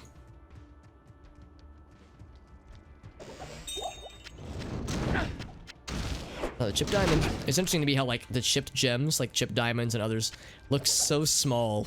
They're like teensy little friends. Like it's not chipped. It is a chip of a diamond, as opposed to like the perfect and flawless gems, which are much more rounded. Is my attack rating super high? I think it's a lot higher in this mod. My attack rating is probably not crazy. So 397. I mean, Zeal makes it a lot higher. That's one thing too. Attack rate. Oh, never mind. I thought it made it higher. Maybe I'm wrong. What does Zeal do? I know it increases attack. Wait, attack damage. Oh, attack bonus. Okay, attack bonus probably is attack rating and then damage. Oh, okay, that makes more sense. So yeah, damage versus attack rating. Yeah, so that's what that is. So Zeal does help with that. But I think also the mod Project Diablo has incremented like what attack rating does. I think it's kind of balanced out a little bit more. Probably more in the player's favor. Because you're right, missing can be a huge pain in the ass in this game. If you neglect dexterity, because I know dexterity feeds into attack rating. That's part of why I'm not putting a ton of points into dexterity, but I'm not neglecting it. Like I've seen other folks do sometimes. That's what makes it tricky when you're playing as a paladin, because pretty much all of the skills all the attributes rather are useful. Energy is probably the least useful, so I haven't been putting a ton into that, but I mean dexterity is definitely useful. Obviously strength and obviously vitality is as well, but like, you know, if you're playing as a sorceress, vitality and energy are, and maybe some strength are really all you need. Same with necromancer, same with to a degree with druid.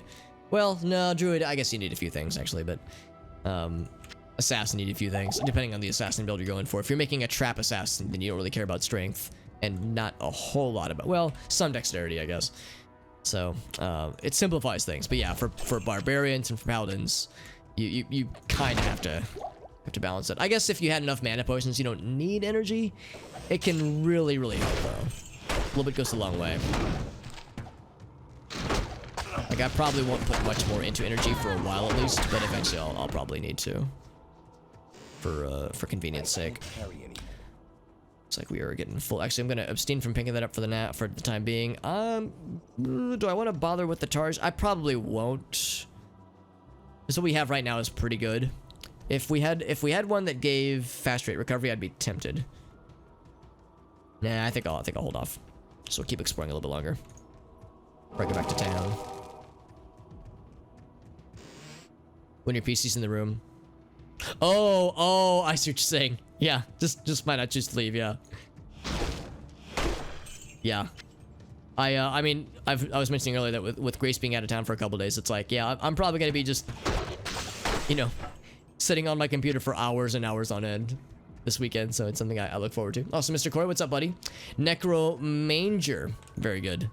Necromancer who is like managing so many skeletons and summon monsters that he's got like a farm or like a manger full of creatures that he's maintaining. Good to see you, bud. Oh no, manager. Oh, manager. I thought it was manger. I am overburdened. Necromanager. So that would then imply that yeah, there might exist a Karen, a necromancer Karen who wants to speak to the manager. Or rather, no. So if the necromanager is the character, then the monsters want to see. The monsters are the Karens. They want to speak to the manager. And then the necromanager is like, I am the manager. Then he casts corpse explosion and fucking explodes her dead body or something. I don't know. Although one unfortunate thing about this mod, I shouldn't say unfortunate, because honestly, Corpse Explosion is overpowered and probably was due for a nerf, but Corpse Explosion got mega nerfed in this mod. I understand that in the original game, it was like 50 to 150% of a monster's life or hit points is done in damage when you cast Corpse Explosion. I think, I'm not exactly sure, but I think in this mod, it reduced that to like 10%, like 10 to 20% of enemy life hit points get translated to damage. I think it costs less mana, maybe.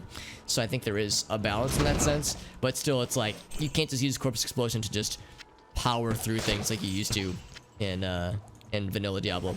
Because on the one hand, was it overpowered? Abso-fucking-lutely. Is it wonderful and delightful? Yes. And also, you have to use corpses wisely, because corpses, if you're making like a skeleton build, like, you know, summon skeleton build, then you need corpses to keep your skeleton army alive. So it's like skeletons or corpses are a resource when you've got Corpse Explosion as your primary attack skill. Usually alongside something like Bone Spirit or Bone Spear. But yeah, it's like if that's your primary damage deal, you have to be careful about how you choose to use it, because, you know, what one monster death could be the crack in the armor that you need to get through it, or it could be the crowd control you need to summon a skeleton into your helm, into your control. So, I like to think that it makes it an interesting, like some snap decisions having to be made. But yeah, I will acknowledge it probably could have stood to get nerfed a bit. Excuse me. Sorry, my throat's a little bit dry. If only somebody were to redeem Hydrate. Oh, hey, full power. Look at that. Perfect timing. Thank you, full power, Rizu. Delicious. Delicious. The Karen Stone. Right, we were talking about the Karen Stones earlier, right. The lore is continuing to expand. Yeah, the bone mancers or the skeleton mancers are always a good time. I would say, well, if forced to choose, I would say 1, Necromancers are my favorite class in this game, and 2, Summon Mancers are my favorite build to play as Necromancers, because it's always so fun having Mr. Bones command an army of skeletons. It's just so satisfying. And I actually played all the way through normal, nightmare difficulty, and hell difficulty completely by myself. I want to say last year in Diablo 2, vanilla Diablo 2, the expansion, obviously. With just that, with the Summon Mancer all by myself all throughout hell difficulty in hardcore mode, which means we never died once. Did have a few close calls, mind you, but we did not die ever. And yeah, that's one of the nice things about the Summon Mancer build, is that you have so much crowd control at your disposal, where if you play it right, you're pretty safe for the most part. You're usually able to keep monsters away from you, and the skeletons and the golem and whatnot. Or actually, in this mod, you can actually summon multiple golems, which is nice. So that allows you to... There's enough things to take aggro away from you, where, you know, you can still get hit, obviously, but so long as you play it carefully, it's rather quite doable, which is pretty nice. So one of the many reasons why Necromancer Friend is one of my favorite friends. Oh, it's a different name? Oh, I got you, Risu. I got you. You're never playing alone? Accurate. Accurate. I mean, I would say the most popular... Well, the fan favorite Necromancer build is the Summon Mancer. I would say the pros would tell you that, like, a mix of curses and bone skills with, like, golem is probably how, like, the pros would do it, like speedrunners and such. So, because, you know, Summon Mancer is great, but it's very slow. So I would imagine that the pros would say otherwise. But yeah, for my money, Summon Mancer is where it's at. And if nothing else, you at least get a golem for most Necromancer builds, and the golems are usually pretty helpful too. Not even for damage dealing, but like with the clay golem, he doesn't do much damage, but he slows on hit, and he has the most hit points per like, you know, per level at least. So that alone makes him pretty worthwhile, especially because you get him very early on. So, oh man, these freaking sacred orbs are breaking my heart. They could have been good, but like they sell for so little. So disappointing. That one sells for little. Jesus, yeah, I had high hopes for these things. The 10%. Ooh, wow, that's good. That is very good. Yes, I will get rid of that guy. Extra gold, poison resist. No, thank you. Get rid of that guy. Maximum damage, attack rating, poison resist. I'm actually gonna hang on to this for the Andariel fight. We'll probably need it when the time comes. Save those for now. I'm tempted for this guy. Let's see, 16 to 31 versus 17 to, yeah, probably stick with that one. We're not going to be fighting anything anytime soon, at least it's immune to lightning, so we'll stick with that. Everything else is fine, I think. Any new toys to play with? +1 to zeal. Tempting. Nothing else really.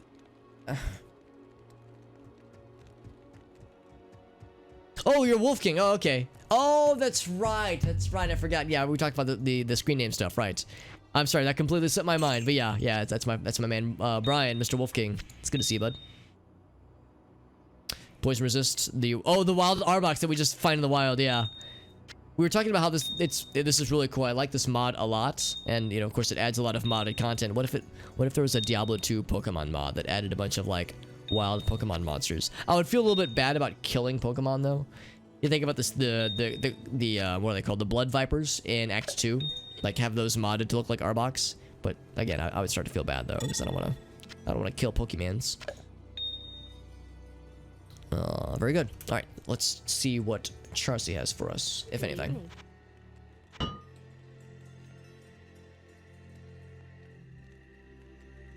Axes are usually pretty good damage-wise, but as we can see here, nothing that's truly mind-blowing. I should be looking at these too, actually. Oh, wow. Usakuts. That's actually pretty tempting. We could do some dope shit with that. And I do have a no shortage of gems. That's tempting. I think I actually will buy that. Could give that to our mercenary lady. Anything else here that tickles my pickle? Nope, my pickle is sorely untickled.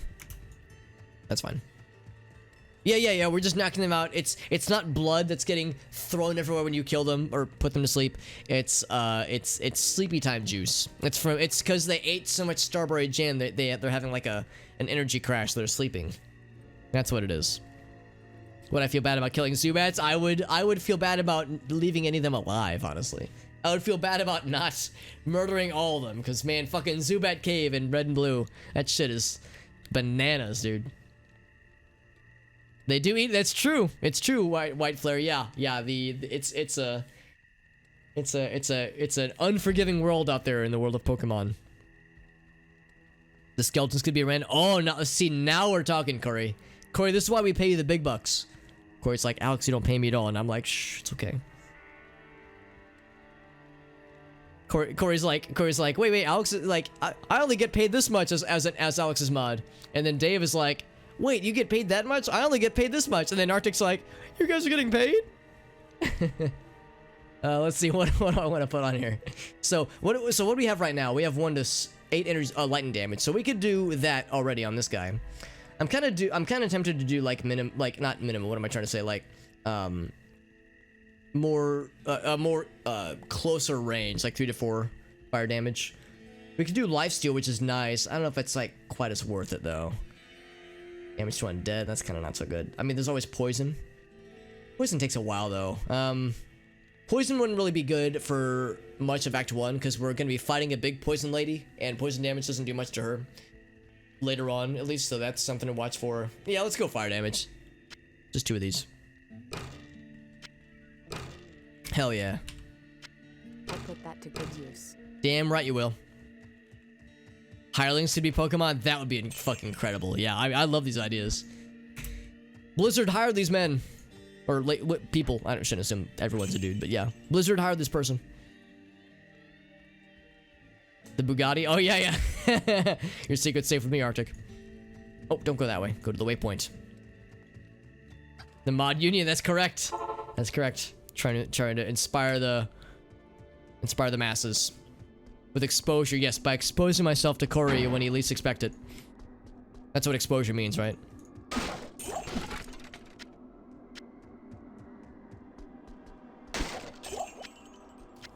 I think this is a dead end. Yeah, we'll have to. That's the thing with the outer cloister. We have to find the. We have to get. It's a 1 out of 3 chance to find the entrance to the monastery. Oh, cloister, dude. That's a fucking Pokemon right there, dude. Whenever I think of Cloister, the Pokemon, I think about in Pokemon Puzzle League, the Tetris Attack reskin, Pokemon Puzzle League. And whenever you're fighting, who is it? I can't remember who it is. I think it's the that one Elite Four member where she likes ice Pokemon, which are cool. I mean, ice Pokemon are great, don't get me wrong, but she has this weird aura about herself, this trainer lady, where she's like, when you first encounter her, she's like, come play with me. Like, she's very demanding.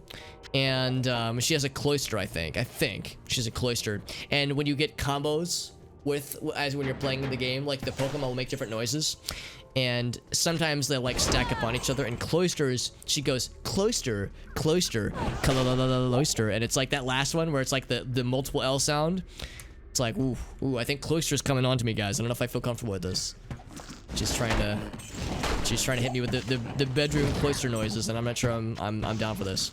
Also, we have to acknowledge the fact that cloister, I mean, cloister is like a little fella, a little buddy that's like inside this thing that opens up, and those little spiky up at the top. I mean, it opens up, it's got a spiky, it has like a kind of a feminine vibe to it. I don't know how much I want to say here, but there are certain things that come to mind whenever you look at the design and you go, wait a second. Wait a goddamn second here. I know what's going on here. So, there's that. There's a lot going on there. Also, I leveled, I haven't even acknowledged it yet, so let me do that in a second. After I kill all these friends. A large axe! Time to ask them a question. Just kidding, it's not a question. It's just me killing them. Yeah, what does the spike do? I'm scared to ask that question, Arctic, and I'm more scared of what the answer is. There's a lot of ways where this could go. I'm actually gonna put more into dexterity and then one into strength. So I was talking about dexterity earlier, and I was like, I don't want to let that slip too much. This dex is neat. Do I want to put into this conversion? Oh, I do want to get to Holy Shield, so yeah, I will put into that guy. Yeah, Holy Shield is pretty useful.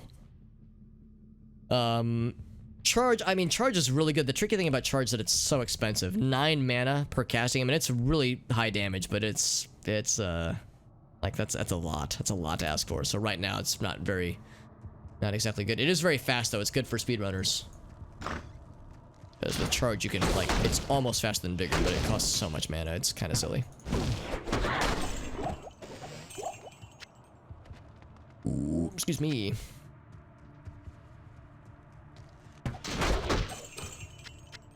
One thing that I would do kind of like is that when we get to these areas like the monastery where you're getting less carver groups and more like other varied enemy lads and ladies, you're not having to chase down shaman quite as frequently.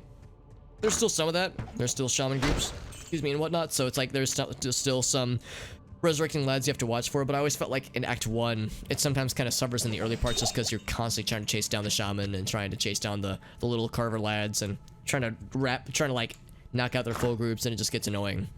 Then once you get later into it, you get just standard enemies that once you kill them, they're dead and they stay dead. Do I want to explore more in the barracks? I think we need to find... Oh, that's weird. There we go. It's like, make it look open, please. I think we still need to find the dude, don't we? The Smith. The Agent Smith. I think he's in the barracks. It's either the barracks or jail level 1. Actually, we can probably check. Yeah, Monastery Barracks, so it should be pretty nearby. But good to know that we know where the that first level entrance is. Now there might be something scary in here. Well, maybe not scary, but you can see the light radius there. So that's either from a torch or it's from a bad guy. Let's find out. It's a bad guy, and it is a boss group. Snot name. That's a good fucking screen name right there. Tome of Identity. I was just saying how I wasn't gonna buy one of these. I'm going to use it to identify some things. Not bad axe. It's a badass axe. It's good damage. I mean, it's good. But you know what? I'm kind of curious. What if I were to try this? Oh, not that. So 28 to 44 right now. So it's barely more damage. Not well. It's actually a not insignificant amount of damage. But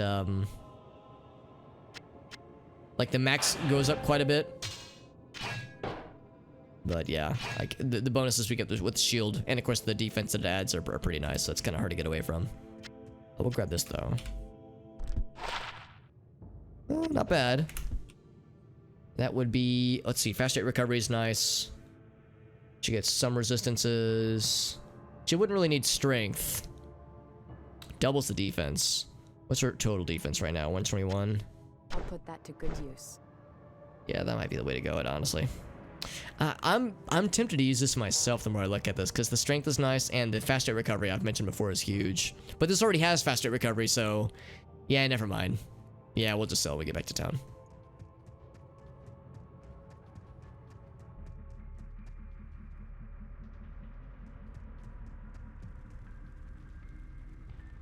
If that's if that's what you think things look like, Alex, then I've got some bad news. No, so confession time. I'm not the first one. This is not an original thought. This meme about Cloister. It's something that I've seen get memed on online. So I will confess, it's not something that I myself thought of on my own. I'm spouting a meme I've seen elsewhere online. But it's one of those things where it's like when you see it, when you see the meme, and then you kind of look at the Pokemon design, you go like, oh no, this is very cursed, and now I can't unsee it. So it is cursed me sufficiently. As if I wasn't already cursed enough with weird fucked up internet shit like this. Also, I feel like the smith is nearby. If we're seeing this, maybe not. I thought with this like this architecture here, these like this kind of wall formations, I thought that meant the smith was nearby, but I think I'm full of shit actually.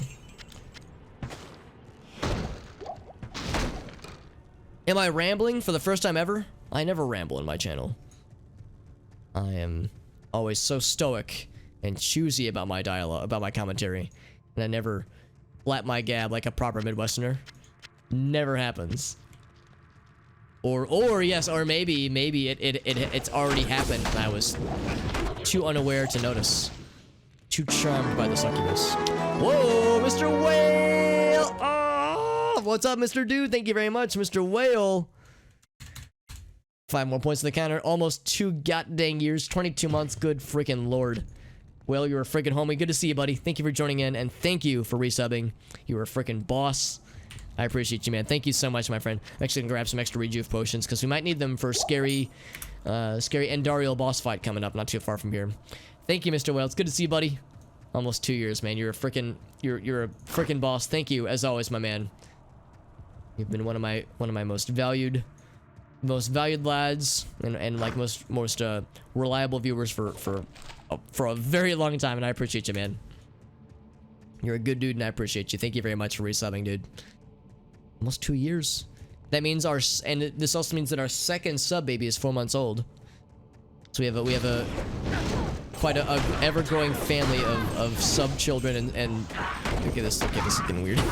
It's getting weird for once, but it's good stuff. Thank you very much, my friend. All jokes aside. Also, that room was very fast. When we entered that room, everything got very quick and scary for a second there, so I was deeply afraid. Grab a few of these things. I didn't mean to grab that. I'm curious about the light belt, actually. Hope it has 4 stam, 4 strength, so I can read it and get excited. And then get vent trolled. Somebody leveled up. Hey, look at that. She feels much stronger now. Very good. I'll grab the armor as well. Didn't need to grab that key, I don't think. Oh, maybe I did, because it looked like I was requiring some key friends. Oh, was that lag, meaning that it loaded something in? It did load something in. Smith time. And he's a fucking chump. And he's dead. Very good. Very good. Yeah, usually the Smith isn't too bad. In hell difficulty, he could get spicy. He could have like conviction or holy fire, or rather holy cold on him. But he wasn't too bad this time around. Had a couple small things, nothing too crazy. And there's the malice. I mean no malice. M-A-L-I-C-E by saying this. Let's head back there and then grab level 1 of the jail, I believe. So I would say there's a pretty good chance we'll be able to reach Endariel tonight at the rate we're going. And depending on how late that takes us, we might be able to start Act 2 tonight. Depending on how long that goes, but we're doing pretty well, clicking along at a pretty not bad pace. Pretty okay out of 10 pace. Oh, hold on. Only skeleton Orphans, just murder all the skeleton families. Nope, don't go that way, that's a dead end. 3-day weekend whale? Hell yeah, man, that's awesome. Is it, let's see, let me think about this. We have a holiday coming up next Monday, I think, is Memorial Day. So now we've got that coming up as well. So if you have that day off too, then you get like, they get like fuck tons of cool long weekend shit. Or is it a vacation day, Mr. Will, or is it like you just got a bonus day for funsies? This is no place for a warrior to die. Oh, more skeletons, by the way. Never mind, they're dead, courtesy of our buddy. Oh, did I find a new bow? I did not find a new bow. These haven't been identified yet. Can you use the malice as a weapon? You can. 6 to 15. That's actually not bad.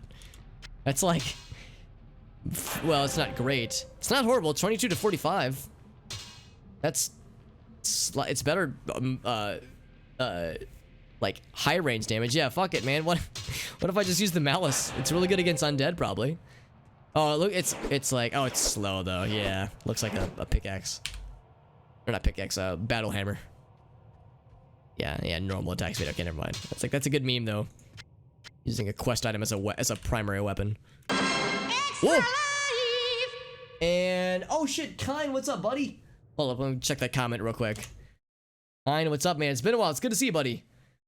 Check that comment from our boy. And it's a nice, a very generous extra life donation. That's the second extra life donation we've got tonight. That's awesome. Check the list. Checking it twice. Yeah, because I couldn't quite read the comment. Unfortunately, it's kind of small in my end. Check the list here. After years of Xbox boom, that's right, man. It's good to see you, bud. We got Paige and Alana. Hell yeah, good to see you. Good to see all three of y'all. What's up, Kine? Good to see you, buddy. Thank you for being here, bud. Yeah, we're playing some Diablo 2. Just chilling right now. Chilling like a couple of villains. Thank you, by the way, for helping out with the charity. It's very generous of you. You probably know this Kind because you've been here plenty of times before, but the extra life stuff is something that means a lot to me, of course, and it's a charity that I'm always happy to work with because they well, for one thing, Children's Miracle it's just a fundraiser for the Children's Miracle Network. So whenever somebody donates to Extra Life, I don't take a cut. Extra Life doesn't take a cut because Extra Life is just a fundraiser for Children's Miracle Network. So so thankfully it's like, you know, 100% of what you raise is going to the nice folks over at Children's Miracle Network, and they do great work all year long across all of North America. So it's like you can rest easy knowing that, like, you know, your money's being put to good use. They're not gonna bamboozle you with like weird administrative costs or whatnot. They're thankfully they're an organization. Children's Miracle Network, at least, is an organization that has been consistently like really well rated when it comes to how they spend their money and how much transparency they offer with how they handle their donations. So they're the real deal, and it's always nice saying that, like, they're the ones that you know that we're raising money for, and it's always nice. So, and I appreciate people like Kine who are very generous and supporting that, because it's good stuff. And you're a freaking homie. It's good to see you, bud. Got an eye appointment. Oh, I got you, Whale. So it'll be, yeah. So it'll be a day off, although it might not be like fun day off, because I know that eye appointments can be sometimes not so great. Hopefully you'll be able to you know, get off relatively like nice and free and easy. As I know there have been at least a few instances where you would say you would have an appointment and then it's like, oh yeah, there was no issues, no like special things needed. But I know sometimes, yeah, they have to do stuff and it can be not fun. 5-day weekend next week? Oh hell yeah, well, that's the good shit. 3-day weekends, amazing. 4-day, awesome. 5-day weekends, nut. That's a nut button right there for sure. 5-day nut. About time. It's sweet of you to say, Kind. It's nice to have you in here, man. It's always a party when Kind's here.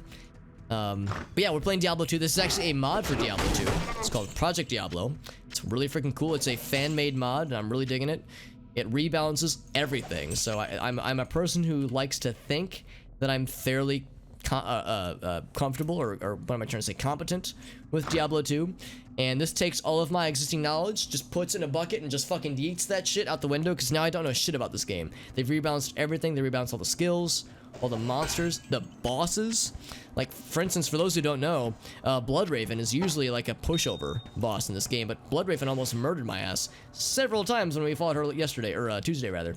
So, it's like, if Bloodraven is a scary fight in this game, then it's like, I have no idea what to expect. So, it's like I'm discovering the game all over again, which is great, and I'm really digging it so far.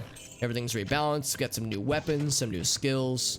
It seems like a lot of the classes have something new added to them to like make them viable in different ways. Like for instance, with paladins, every melee weapon has that first bonus that you see where it says melee attacks deal splash damage. That's not normally there for paladins in the base game at least, but now it is. So I think that's the thing that makes paladins more viable. I could be wrong. Maybe it goes to everybody, but I'm pretty sure it's paladins only. At least for most weapons. I'm sure that's probably an effect you can see with other weapons. It's like an actual special modifier. But the fact that we get it for free is pretty nifty, and I like it a bunch. Whoa, we got a long man in the chat. Holy shit. Long man. Oh, that saxophone solo is so smooth. Kind, you freaking madman. Thank you very much for gifting a couple of subs. Shoutouts to Devil and Shovels who receive the gift subs. Thank you very much for that, Kind. You know, Kind, I hope you know that spending money is never the expectation. I hope you know I'm just happy that you're here. Happy that you and the fam are doing well. I'm always happy to hear from you, but spending money is never the expectation. I'm just grateful for your presence, and I'm grateful for the unique positive energy you always bring to the chat. It's always a party whenever you're here. But thank you very much, my man. Like I said, I hope you know you don't have to buy my love and affection. You get that shit whether you want it or not. You get my love and affection for free. You could even be like, Alex, I don't want your love and affection. I'm like, too bad, you're getting that shit. Deal with it. But no, all jokes aside, thank you. That's very generous of you, man. That sax is dude. The Long Man. For those who don't know, the Long Man. It's an excellent series of videos. It's actually, believe it or not, they're advertisements, like legit advertisements that aired in Japan, that advertised an actual product, but the videos themselves are also searing hot memes, and they're fucking incredible. And the song for the Long Man is something else entirely. So, thank you for blessing us with this, Mr. Kind. You're very generous. There we go. I'm OCD. I like to make sure that the doors look like they're open. It bothers me when they're not actually open looking. It's strange. Holy shit. Let's grab ourselves some stuff. Yeah, I was introduced to the Long Man. I want to say it was like 2 years or so ago, maybe a year and a half or so ago. And I remember showing it to Gracie, and she's a graphic designer. She's worked at a number of graphic design agencies since she's graduated college years ago. So she's worked on like advertisements and stuff like that. And she was like, when I showed her the Long Man, ladies, when I showed her the compilation of those advertisements, she was like, those videos are hilarious, and like the advertisements are like effective, like they're legit, because now I want to try these gummies that they're advertising. Of course, it's Japan only, obviously, so we can't really get them here, but still, it's like, as much of a meme as it is, it's also like kind of effective and weird. So it's good stuff. Attack rate takes damage at 1, that's not very good. Let's sell that guy. I'm a little bit sad. I really like this axe, but it's a two-handed axe, so wow. Replenished life, by the way. Holy shit. Poison resist though, ooh, we'll definitely keep that on the side here. Casting rate, hang on to it for now. I might come back to that. Replenish life, fire resist. Fire resist is, oh shit, I didn't mean to sell that. Buy it back. For now at least. Fire resist. Are there any scary fire things anytime soon? Not that I can think of. I'll go and sell it. That's a good wand. That's a really good wand. Wow. So these two I might hang on to for now. Dropping some presents. That's very sweet of you, my friend. That's right. No, I remember that shit. Yeah, I remember that shit all too well. I remember you being like, yo, I got this cool neighbor. It's like, y'all want to meet her? She seems awesome. And it all evolved from there, baby. That's the good shit. I remember that shit so well. I remember us nerding out about Sonic Heroes. Man, good times, dude. Good times. And it really, I mean, looking at it objectively, it wasn't that long ago. It was a couple years, but it wasn't like, you know, ages ago. So it's like, I think we're all doing pretty good though. We're all doing all right. We're all doing well, I think. Resist fire, resist cold. We're gonna be all right. Yeah. So let's go ahead and revisit our stats. I think I've got a few things that might render some of these things moot. Yeah, poison resist. I think I might sell this one. keep that one on deck for the Andariel fight. This guy will hang on to for now. I'll probably end up getting rid of all 3 of these because I don't think I'm going to use Blessed Hammer. But if I were to, then these 3 would be really helpful. So we'll sell that. Yeah, we'll keep that for the Andariel fight. And we'll add these to my ever-growing collection of what are these called? Of gems, of gemstones. And my inventory is creeping up with all these resist and damage charms that were just like stockpiling. This is how it always happens. Elgaso was correct in pointing out that eventually your inventory rather turns into at least 50% charms in very little time. But in the meantime, we still have space, so I'll continue to splurge for a little while longer. Repair, nothing else new here. 3 sockets on that guy. That's tempting. Fast attack speed, normal. Ooh, it's tempting. I don't know. Nah, I think we'll stick with what we have. 3 sockets though. You can do some wild shit with that, man. She's stuck with. No, man. No, you're stuck together. Everyone's stuck with each other. I love it. Got the house ownership. Got the kiddo. Hell yeah, dude. That's the kind of like story arc I love to hear about. I love this story arc in this anime called Real Life. Owning a baby. I have acquired Babbo. Yeah. Oh yeah. No, I would imagine. Yeah. Just yeah. So, yeah. Want to sell? Yeah. WTS. Have Babbo want to sell? Now I have some friends from high school and friends from college who I still keep up with, obviously, that are relatively new parents. And yeah, of course, as you would imagine, I observe or hear about the stuff that the surprises and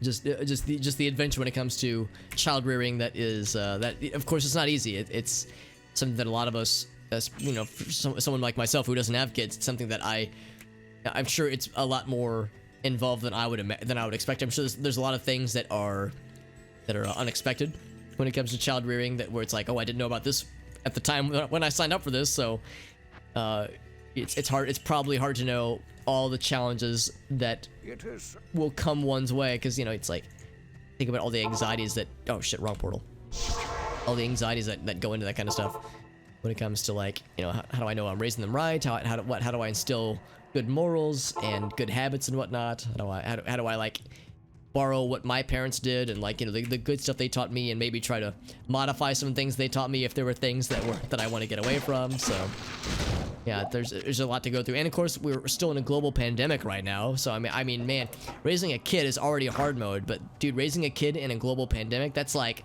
mega hard mode. So that's already further complicating what, you know, is already something that's quite challenging, I'm sure. So shit's scary out there, man. But shoutouts to homies like Kine making it happen and raising the next generation, baby. That's the good shit.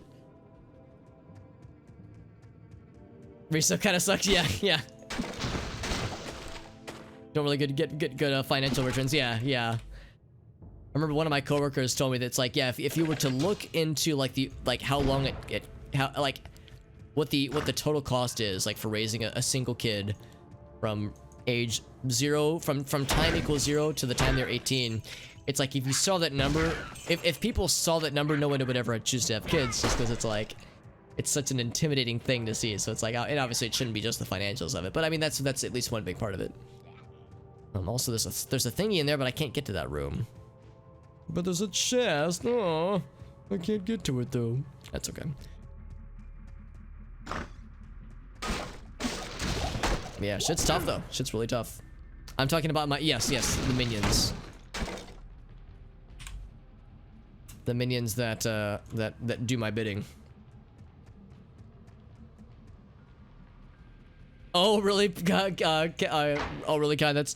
That's I mean, that's something that kids will do. That infants at least will do. So, you know, it was.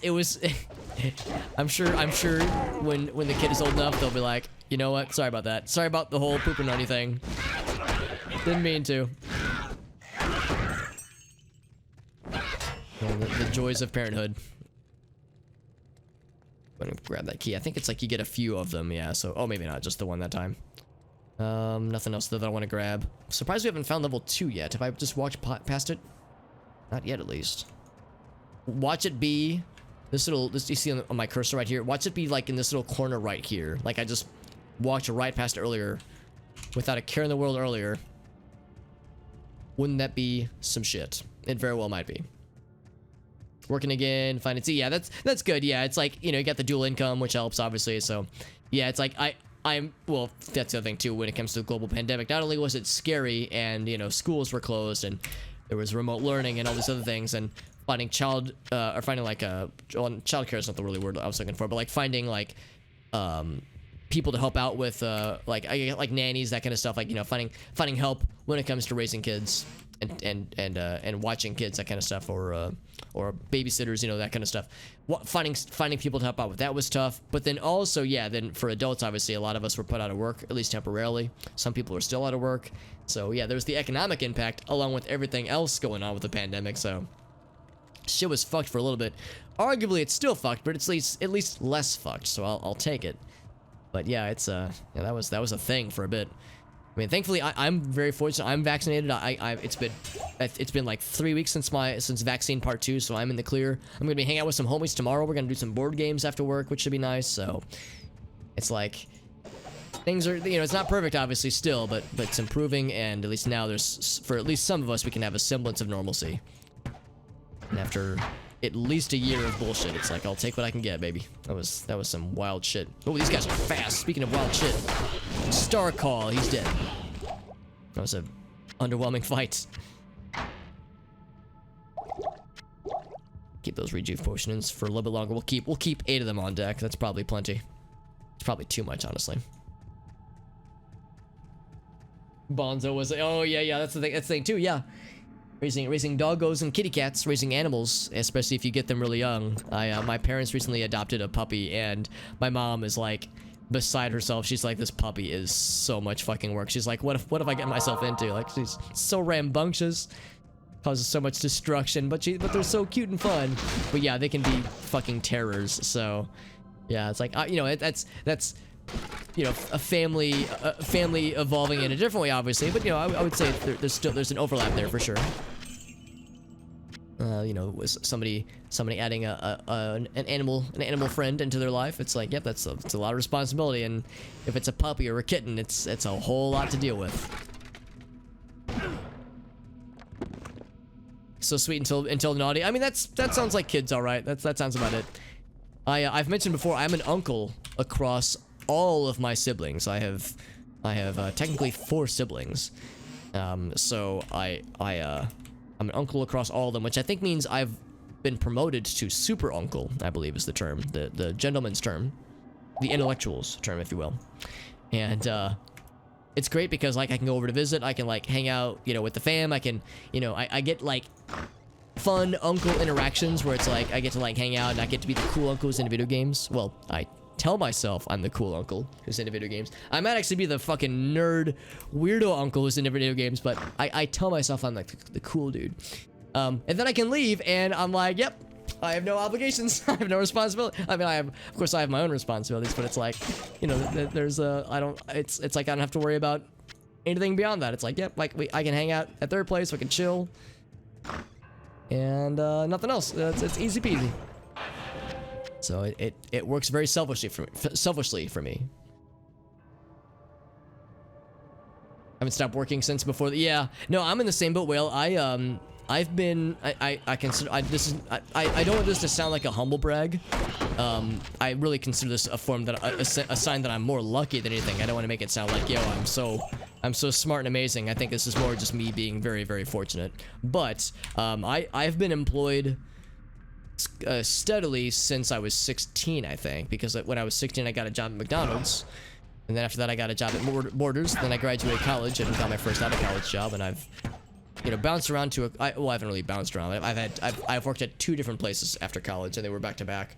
So it's like, yes, I'm in the same boat, Whale. It's like I haven't had any loss of employment personally, but I know many that have, or at least had a reduction of hours or some kind of reduction in their presence. In my case, I've been working from home a lot lately. Although I was even working from home a decent bit before the pandemic started, so it hasn't been that different for me, at least. But yeah, it's affected a lot of people, and even people it didn't affect directly. There's been a lot of indirect effect. Because I've had some family members who were affected, you know, economically speaking, so to speak, and obviously many friends who are as well. So, you know, it doesn't affect me directly, but it affects a lot of people that I know and love, which, you know, which sucks. It sucks for them, especially, obviously. But it's been pretty easy for me. So for me, selfishly, really hasn't been that bad. But it's been weird though, for sure. Cat Blinks was a little monster. That sounds about right. Girlfriend's brother. Oh, geez, I'm sorry. Yeah. But they did. Oh, they found. Oh, they did find it. Oh, okay, good. Yeah, when you said lost his dog, I thought you meant like, oh shit, like lost, like oh, gone forever. But no, just found him 5 hours later though. Okay, that's much better.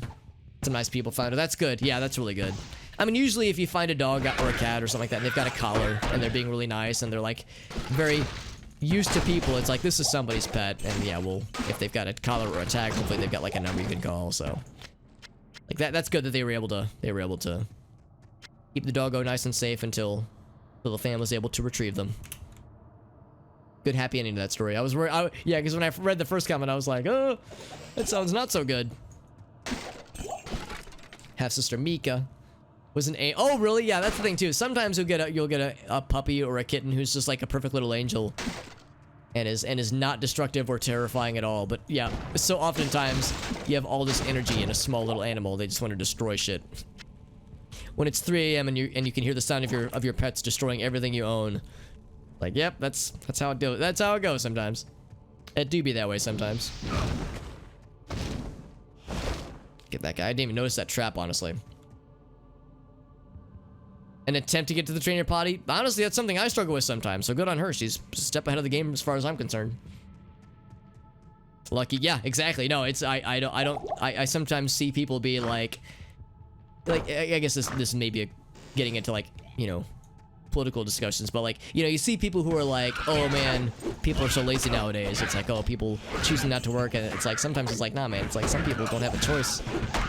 For some people it's like, you know, depending on the field that they work in, sometimes like, you know, depending on demand for certain jobs, that kind of stuff, like sometimes just like not a lot of availability for that skill set. So like I got lucky in that I just happened to be, I'm not amazing at what I do, I don't think. I'm not gonna say that I'm an amazing developer, but I like to think I'm a decently passable software developer. So, and it just so happens that industry is doing really well right now. So, you know, I kind of lucked into an industry that does pretty well. But, you know, if I was a creative person like my girlfriend, for instance, Grace, she's an artist and she's a very good artist.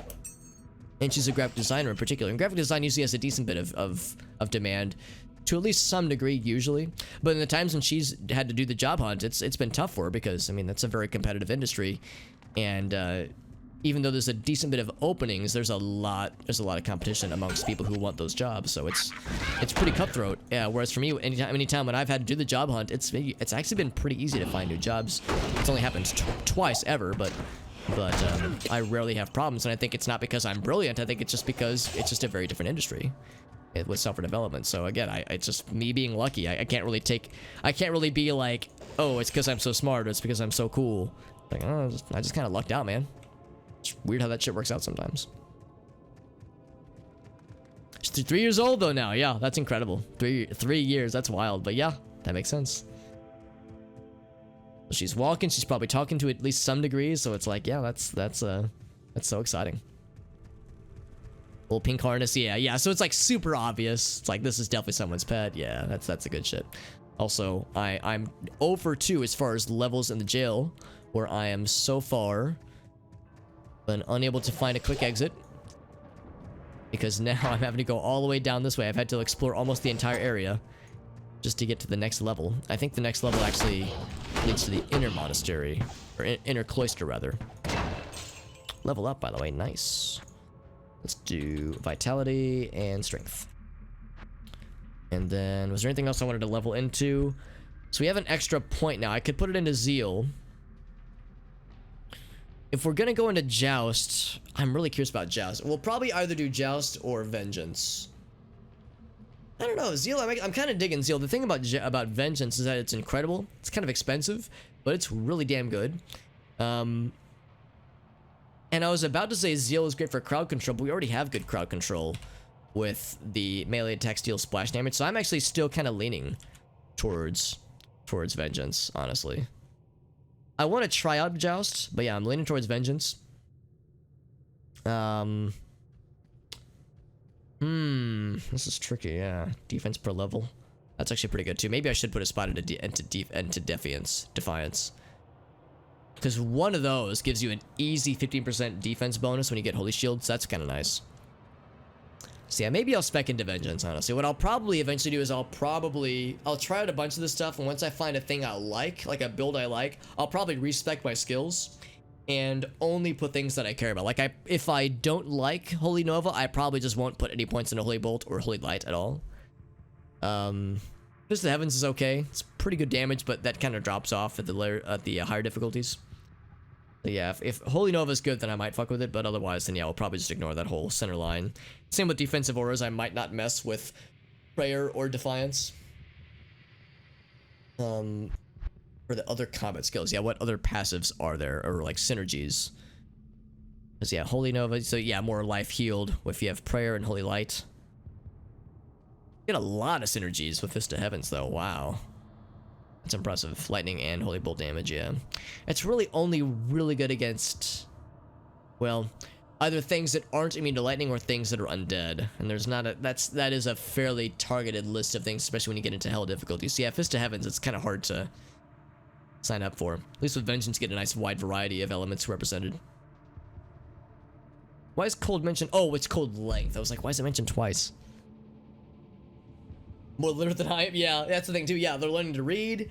You'll be doing preschool probably pretty soon, Kyan. So it's like, man, they grow up so fast. Holy shit. How much she loves chocolate milk? Yeah. That's as a kid, I remember really liking chocolate milk. Nowadays, I'm lactose intolerant, so I can't drink that shit anymore. But yeah, as a kid, that shit was wild. But thank you again, Kai. It's always nice getting to hang out with you, man. Thank you for like just the general update. It's always nice getting to hear from you and the fam. And thank you again for the extra life donation and the multiple gift subs. Again, I hope you know that kind of thing is. I'm sure I'm a broken record at this point, but I hope you know that kind of thing is never expected. But of course, it's appreciated. You're a freaking boss, and you're an OG from the good old days, man. These are good days too, though. I don't want to say that these are, you know, good old days, implying that those days are done. It's like, nah, man, we're still in good times. But no, I remember the old times all too well. It weren't that long ago, so it's like 3 years though. It's like, man, it kind of is crazy how time has flown. But have a great night though, friends. I do recognize it is getting late. I know for some time zones, especially, it's midnight my time, so I'm probably going to be wrapping up in about an hour or so, give or take. So I've been live for a little bit short of 3 hours, so yeah, probably another hour-ish. Then we'll wrap it up. But like I said, maybe a bonus stream tomorrow. We'll see. I will definitely post in the Discord server once I know for surezies about bonus streams. And for anybody curious, here's a link to said Discord server for anybody curious. If anybody was like, Discord server, I want to in on that shit. Well, it's like, ooh, now you can. Pit spawn foul dog. Oh wow, he actually did a bit of damage there. Haven't had to use a potion all stream today. What was that name? Pit spawn foul dog. That's quite the name. I will get the crossbow and the leather gloves. I guess we'll get them both actually. Hatchet hands. That sounds like it's spare gloves. It's actually a punching dagger weapon that the assassin can only use. So you just put that there. Trident. I don't think I'll bother with that.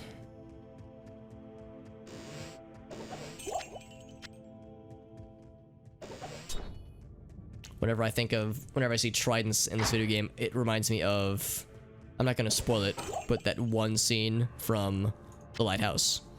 Hark, Triton, like that whole, well, there's a few scenes, there's a few things that come to mind when it comes to The Lighthouse. Good fucking movie, but some wild shit happens in that movie. Some very wild shit, and I like it a lot, but I know it's not everyone's cup of tea, so it's not an every person movie, but it's a pretty darn good one though.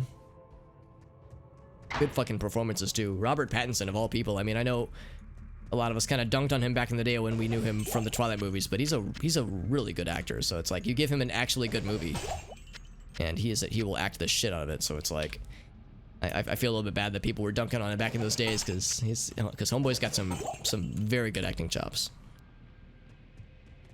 Made it to level 3, by the way. I thought the level 2 was the last level, but I was incorrect. Time to kill all the barrels.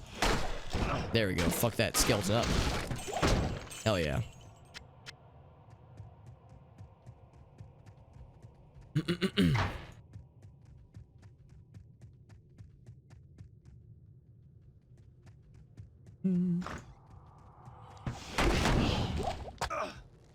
Ouch. Who's shooting me? Ouch. Freaking archers, man. Seems like archers in a lot of either video games or tabletop games, just lots of game settings. Archers are so frequently a huge pain to deal with sometimes. Like, feels like they so oftentimes do a lot of damage, like a lot of damage relative to what you would expect. So it's like these things can be such a pain to deal with sometimes. I'm trying to like arrange things to give me a little bit more space. There we go. That's a little bit better. Yeah, it's like you get a small bundle of archers in just about any video game, and suddenly it's like, oh fuck, that's a priority target now. Especially in this game, when you get the boss groups, like Cold Crow with that cold enchantment, like that shit can really tear you up, especially in the later difficulties.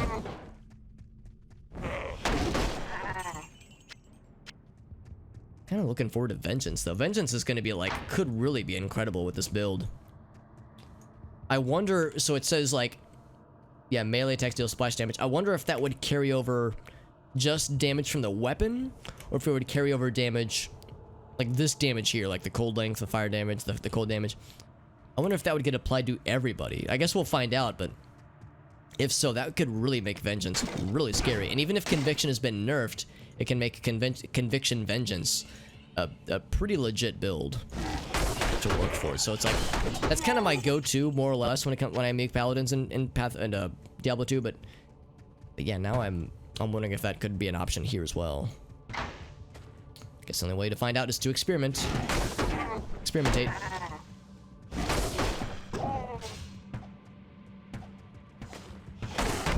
It's cool we're seeing spike shields. I always like the spike shield design in this game. I always thought that looked so cool with the barbs around it.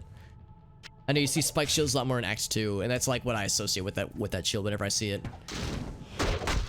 I associate the spike shield with like the desert vibe. And I know when you use it as a smiting weapon, the shield bash weapon, it's really effective. It just looks so cool. It's just the design is really neat. I wish I could like, I know some Diablo-like RPGs will do this where you have a weapon you have equipped, but then you have like a visual weapon or a visual display. So it's like, here's the weapon skin I'm using, and it looks like this weapon, but it's actually this thing, or it's this piece of equipment, but it's actually this. It's like I would probably use Spike Shield as like my visual, like my aesthetic choice if that was an option in this game. Like as my weapon skin.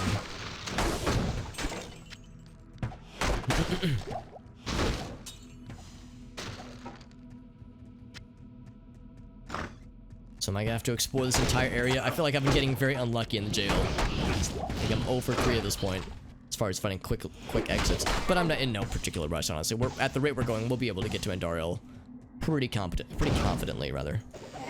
Also, she shot that statue a few times and it fucking exploded.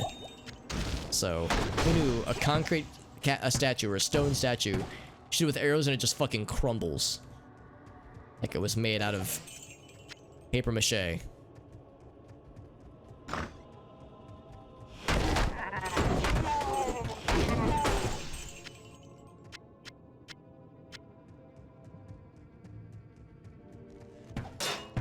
Well, multiple things are just popping. I always like that ice death effect, even though it removes corpses. So when you're playing as a necromancer, it's a pain. I remember, like, you're playing as a necromancer, or like a summon mancer in particular, and it's like, oh great, here's my opportunity to get some skeleton friends. The monster's about to die, you're watching the health bar, and then they die, but then it's the ice frost explosion death, which leaves behind no corpse, and it's like, damn it, that was the one thing I needed. Of course that shit would happen. There's the inner cloister, very good. There's this dead rogue that's always here, and then here's the waypoint. I want to go back. Ooh, I do. I have a very full inventory. Stay a while and listen. The Order welcomes you. Fast rate recovery. I mean, it's for druids only. Advanced defense. Oh, I forgot we found this earlier. 10 to 40, 1 to 5. Oh, I think that shows like what it could have been. That's like if you hold control, it shows what it could have rolled. So we got fairly unlucky with these rolls because we didn't get great numbers. What does our friend have right now? She has good defense. That's not that good. Yeah, we'll probably stick with what she has right now. Mana, dexterity. No, I'm good on that one. Ooh, better magic find. Really good magic find on that set of gloves. That's really good. Casting rate again. We don't need multiple. 12% damage taken gained as mana when hit. That's tempting. Ooh, half freeze duration is really good too. Wow, that's really tempting. Wow, that's really fast. That's about all it has going for it though. It's really fast. Actually, no, it's not that fast compared to what we have right now. Oh, yeah, that's not that good. 20% Deadly Strike is pretty dope. Yeah, Deadly Strike is cool. If this was very fast, I'd be really tempted. But it's not. I'm curious. What does the damage breakdown look like? So 28 to 44 versus 13 to, yeah. Oh, there we go. 18 to 42. Nah, I think we'll stick with what we have. Tempting, but nah. How about this guy? This one is very fast. Oh, it's worse. Yeah, never mind. Minimum damage. No, thank you. We got some good monies. Big money, no whammies. Pop off our stack there. Any cool scepters? Nothing jumping out at me. Yeah, nothing that jumps out.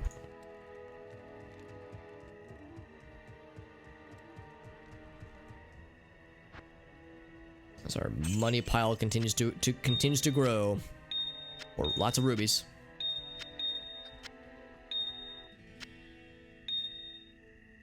Yeah, we'll keep this for the time being. The more I'm thinking about it, the more I think I'm just gonna go ahead and sell all these faster casting rate ones. I always feel like I have to be careful about how I enunciate that. 12% damage taken as mana. That's really neat. Right now we don't really need this though, so I think I'll sell that as well. Half freeze duration. I'm thinking that could be useful again. Well, you know what? I was about to say it would be useful against Duriel, but now I'm like, with Duriel, half freeze duration won't do anything because he has that aura. So I should just sell all those, honestly, because I don't think there's really any benefit. But we'll just sell them. Never mind. All right, Charles, I got some jewelry for you, girl. What can I do for you? There we go. Sell it all. Any new toys to play with? Look at the axes, maces. Yeah, those are pretty good. Very fast, yeah. Any cool bows? Not particularly. Socket, which is nice. Good to get some nice defense going. That fast rate recovery, though. It so frequently comes down to hit recovery. Poison link for the dudes. That is tempting. Although I think I'm more concerned about resistance than I am about reduction. 10% faster. Oh, we already have it. Never mind. Back in we go. Yes. As we descend into madness. Oh, not that one.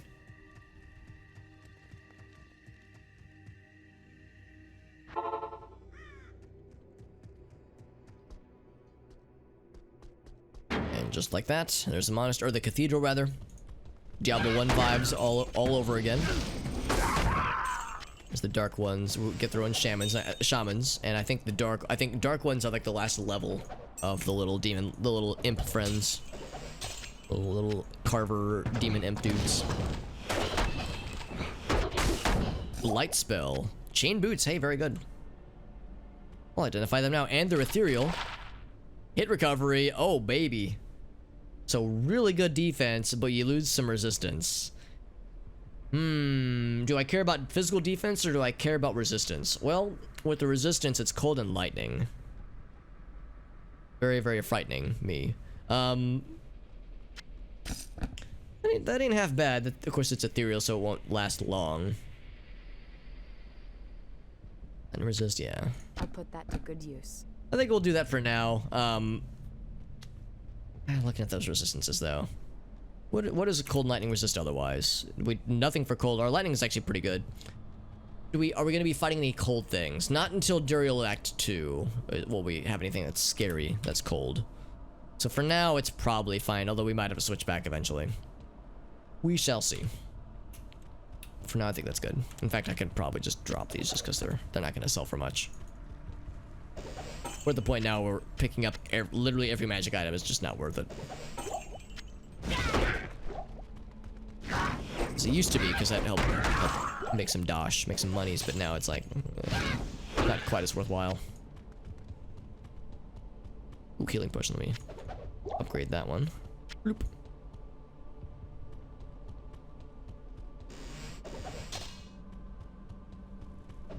Now we do have one lad coming up above, who's gonna be like up at the what the word is, the altar up here. What's his name? Bone Ash, I think. Bone Ash Ketchum. Oh, a crystal sword. That's cool. Bone Ash. There he is. So strong and oh, he's gonna die before I even get to him. Yeah, so he's a little bit scary and does a decent bit of damage when he dies, but even then he's not too scary. He's like not that bad. Oh, it's ethereal. Oh, but it's 3-socketed. Oh, buddy. That's interesting. I'm gonna hang on to that for now. Wow, that's like really good damage. Like on its own. 28 to 44. Holy shit, that's already better. Alright, well, do I want to... Okay, so now I have a question then. Do I want to hang on to this until I can get rune words, which will take forever? Do I want to wait till I get the cube, which could take a while? Or do I want to go and slap some shit into here to make it amazing? Because this changes some things. Wow, that's a really good sword. The durability is going to be a problem. In fact, maybe I shouldn't get too excited. Maybe I should go ahead and stash this and not sell it. I should go ahead and identify that dirk though. Yes. As ethereal means it can't be repaired, so it looks so cool. Look how cool that is. It's all like transparent. Oh, it's so neat. Good evening. So neat. But this one, oh, it's normal attack speed normally. Oh, that's so slow. I thought dirks were quick. 20%. Okay, I think all dirks get deadly strike then, because that's not normal. It's cool though. Let's see if there's anything else here. Sacrifice. Yeah, nothing else. Since this has durability, this is going to have durability problems. I'm thinking that I should like take advantage of this now and not like wait for stuff because it will eventually crap out. I'm thinking just straight fire. Maybe would cold really help though? In normal difficulty, we're able to kill things relatively quickly, so I don't think cold or poison is really necessary. If we went all poison, that would be cool, but it would mean that it wouldn't be very effective against Endari. I don't want to put all my chips on one boss battle. I don't want to over prepare for one boss battle and then be under prepared for Act 2. I feel like poison is more effective in Act 2. But I don't know, I feel like poison is effective if you're not killing things pretty quick. As when you're a paladin in Act 1, or just normal difficulty, you're killing things pretty rapid. So do we want to lean in more into killing quickly, or do we want to like into something like poison or cold, which is like that's good for hampering them further down. 25 foot. Oh wow. Oh, we can't put that in there yet. We are 2 levels short being able to use the what is this, Tal? Yeah, Tal. That's a little bit tempting. That's a lot of poison damage. Hey, what's up, Czar? Good to see you, buddy. Czar, you are too kind to me, man. This is the 3rd stream in a row in which you have rated me. You are too good to me, my man. Thank you very much to Czar for the very generous rates. Good to see you, buddy. Do a quick shout out for our boy doing some. Oh, El Gaso. I think it might have given. I think I might have barely squeaked out that one. I think only barely, at least on my end it shows. But thank you, El Gaso, for helping out with a shout out for our boy. Thank you, Mr. Czar. How is Resident Evil going for you? I know 7, of course, is the predecessor to 8. Well, I guess it's literally the predecessor, but also story-wise, it came first. But thank you very much, my friend. How are you liking 7, by the way? We're playing some Diablo 2 right now, And I'm about to make our... We just found a really cool sword with 3 sockets. Like 3 socketed weapons in Act 1. And normal difficulty is kind of unheard of. But that makes us be pretty dangerous right now. We got some pretty good damage. We're going all in on fire right now. This is normal difficulty, so, you know, the elemental resistances aren't really an issue. But eventually, if we make it far enough, they will become an issue. But if nothing else, it means that Andariel will be a lot easier to fight because she has, I think, at least in the vanilla game, she is weak to fire. So hopefully this means will be extra dangerous. It's tricky though because this weapon is ethereal, so, you know, durability, we can't repair it. So the limited durability is going to be a problem. But for now, it's great. Got past the bug lady. Excellent. Yeah. Oh, you're gonna be finishing it tomorrow? Nice, man. Sounds like you've gotten pretty far then. I'll confess, I haven't played the game myself, but I've watched other people play it on stream and that kind of stuff. Oh wow, good bow. Well, I shouldn't say good, but potential for good. But yeah, it's very exciting. It's very exciting, dude. Do you have plans to jump to 8 immediately, or do you think you'll hold off and maybe pick it up when it's on sale or something? Let's see, 23 to 35. I'll put that to good use. 14 to yeah, I can't quite hold up. Good use. It's a shame. Oh, yeah, all it does is add damage. Yeah, whereas this has a bunch of fire damage added to it. Apparently this is like freaking ruby gem enchantments all over the place is my specialty. My calling card. Is there anything up here? There's some lads. Go ahead and get the lads. We're playing Diablo 2, as you can probably guess, and this is Project Diablo 2. It's actually a fan-made mod, a community-made mod, and it's very good. It rebalances everything with the game. All monsters, all bosses, weapons, unique weapons as well as standard weapons, skills, everything is rebalanced, and it's kind of like a whole different game now. I really like it. And things that used to be pushovers are huge challenges now, and things that used to be challenging are a little bit easier. So everything's kind of like evened out, which I really appreciate. So I'm really digging it so far. For those who know this game really well, I can tell you that a good example is that we fought Bloodraven yesterday, or not yesterday, on Tuesday in my last stream, and Bloodraven almost killed my ass multiple times. Like, Bloodraven is usually a pushover, and she almost kicked the shit out of me. Well, no, she did kick the shit out of me, almost killed me several times in that fight. It was very scary. She had like very different skills. She had like she usually has exploding arrows, but now the arrows explode bigger, and they have a flame trail that, like, from where she launches them. So yeah, she was terrifying, so now I'm like, I have no idea what to expect. Usually Andariel isn't too bad. Andariel could very well stomp on my nuts, and I would have no idea leading up to it. I would not expect the nut stomping, so I'm bracing myself for a good old-fashioned nut stomping in case it happens. Usually it doesn't. Usually Andariel's not too bad as long as you prepare for it, but now I'm like, I have no idea what to expect. So it's gonna be weird, and I'm excited but fearful of what the future may hold. Did I get everything that I wanted? No, I did not open this. Already 7 on your own. Yeah, before we get to 8. Yeah, I feel that. Oh, and thank you, Coma Media. Thank you for that, my friend. Oop. Sorry, I'm trying to make sure I have the right thing highlighted. There we go. But yeah, before you watch any more of 8, yeah, I've watched a bit of 7, but I've intentionally kind of like you've specified, Czar, I've intentionally tried to not watch too much of it because I do want to play it eventually. And I haven't watched much of 8. I've seen little bits and snippets, but yeah, I've tried to abstain from spoiling too much for myself just because, yeah, I would want to play it mostly blind if possible. Why do kids love Cinnamon Toast Crunch? Is it here now? I'm supposed to give like a boring adult answer. It's because of the geometric shapes of the squares. No, Alex, you big nerd. It's because it's cinnamon and sugar, and kids fucking get cracked out on that shit. I don't know what the answer is, but yeah, something like that. But thank you, Coma Media. Thank you for that follow. It's good to see you, my friend. And we're playing some Diablo 2. It's been a fun time. Project Diablo, by the way, is an excellent mod. I'm actually going to explore a little bit more here. I want to explore a little bit more of the catacombs. Partly it's just because I really like the catacombs. I really like this area. And there's a lot of monster variety in these areas, which is kind of cool. We don't get to see a lot of like the tainted lads, for instance. We don't get to see those guys all that often. So I'm going to explore a little bit more, but we'll go into level 2 pretty quickly. I just want to savor the catacombs just because I really like this area. It's like I always like fighting these guys, even though they're sometimes kind of scary. They're very cool. Oh yeah, sounds good. Thank you, Zar. Thank you again for that raid. Zar's a good homie. Zar's a friend of the channel, and he's raided me several times over the past couple of streams, and he's very generous. Zar, I really appreciate you, man. And I'm looking forward to catching your streams again. I'm really happy that you're getting back into streams, because I always like checking in on your stuffs from time to time. So I appreciate you, man. Thank you very much. It's very generous. Yeah, something like that, Lauren. It's like, I can't remember the exact lines, but it's like I have to give like the silly, boring answer exactly. But yeah, no, Project Diablo 2 is really fun, though. I'm really enjoying this. It's just my first attempted playthrough before. We started it on Tuesday, and this is my second stream of it. And I've played a decent bit of Diablo over the years, Diablo 2 especially. I would say if it's hard to know the exact number, just because it's maybe for the best that Battle.net at the olden days didn't track how much time you put into this game. But if I had to guess, I would say this is probably the game I've put the highest number of hours in over the years.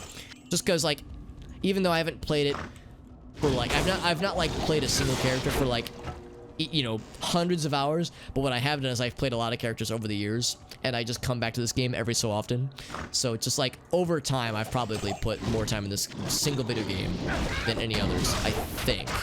There's a couple that would probably get a little bit close. Hey, this one's probably the top dog though. So it's like I've played a lot of Diablo 2, but I've never played any mods before. And there's several of them. There's Path of Diablo, there's this one, there's a Diablo 2 randomizer. I'd like to try it eventually. There's I want to say, what is it, Diablo XR or XLR or something like that, or XL maybe, I can't remember. There's like some kind of X acronym that adds like a bunch of weird weapons and a bunch of new skills, just kind of reworks the whole game. So like there's other stuff I want to try it eventually. So there's pretty cool shit, honestly. Get the first dose scheduled, Void. Excellent. That's awesome, man. I was very fortunate. I have my step, let me think about this. She'd be my stepsister, works at a dialysis clinic, and I went to a dialysis center to get both of my vaccines, which might sound a little bit strange, but I mean, obviously lots of medical places have been doling out vaccines, so it's not weird. But it looks a little weird on the outside looking in, but like, why is this 30-year-old man walking into a dialysis center? What the hell? But no, it worked out really well, and yeah, thanks to her, I was able to get like she was able to squeeze me in. It was one of those things where like, for my first one in particular, she like messaged me. She was like, "Can you be at this location in 30 minutes?" And I'm like, "I'm there." So it was a very like spur of the moment thing, but it worked out just because she told me that she'd look for any openings. So it worked out in my favor.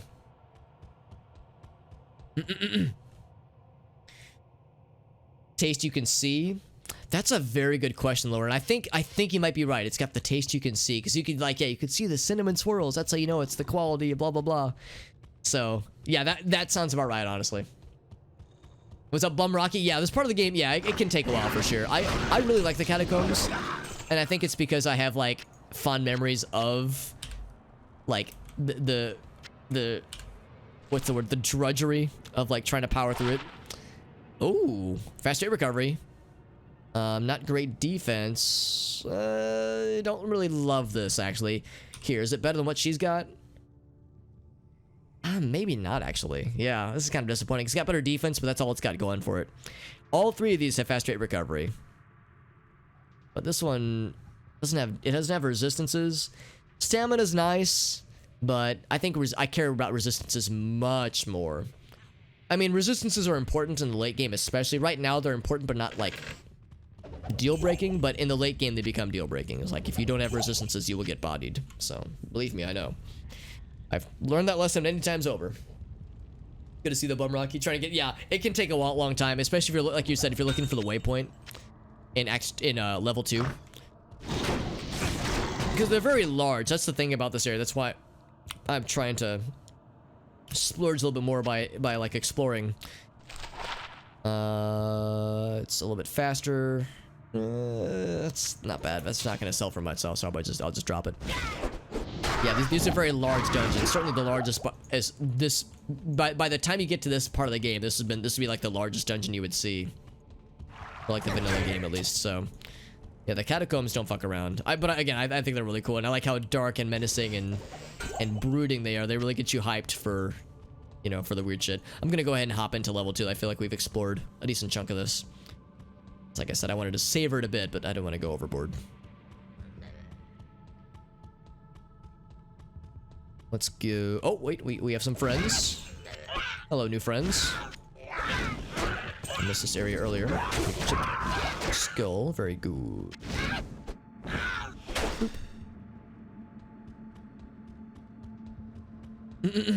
Fastest. No, sometimes that's the thing. Sometimes I do get like really excited, then I like start talking really fast. I try to keep an eye on that, and I try to like moderate that so I don't go crazy, because I know obviously if I talk too fast, then people won't understand what I'm saying. I understand what I'm saying because my brain usually thinks before I say. Like usually I think about what I'm saying first. So sometimes I get carried away, and like especially if I've got a lot of things I want to get out before my brain forgets it. So it's like I have to talk fast so I can get the thoughts out before they fly away necessarily. Sometimes coherency is fleeting.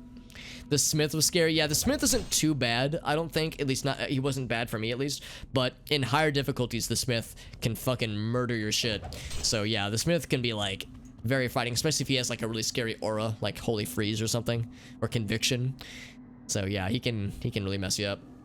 Do I need any help? I mean, I do have the tag active right now that says backseating is not disallowed. So backseating is allowed for sure, especially when it comes to making builds for this character, or for paladins in particular, especially since this is Project Diablo, which is a mod I've never played. So if there's things I'm doing that are not good, or that could be done better, it's like, oh, in the vanilla game you would want to do this, but in the modded game you want to do this instead. Things like that for people that know the mod really well. I'm definitely down for advice and suggestions. So I would say I like to think I'm doing all right so far.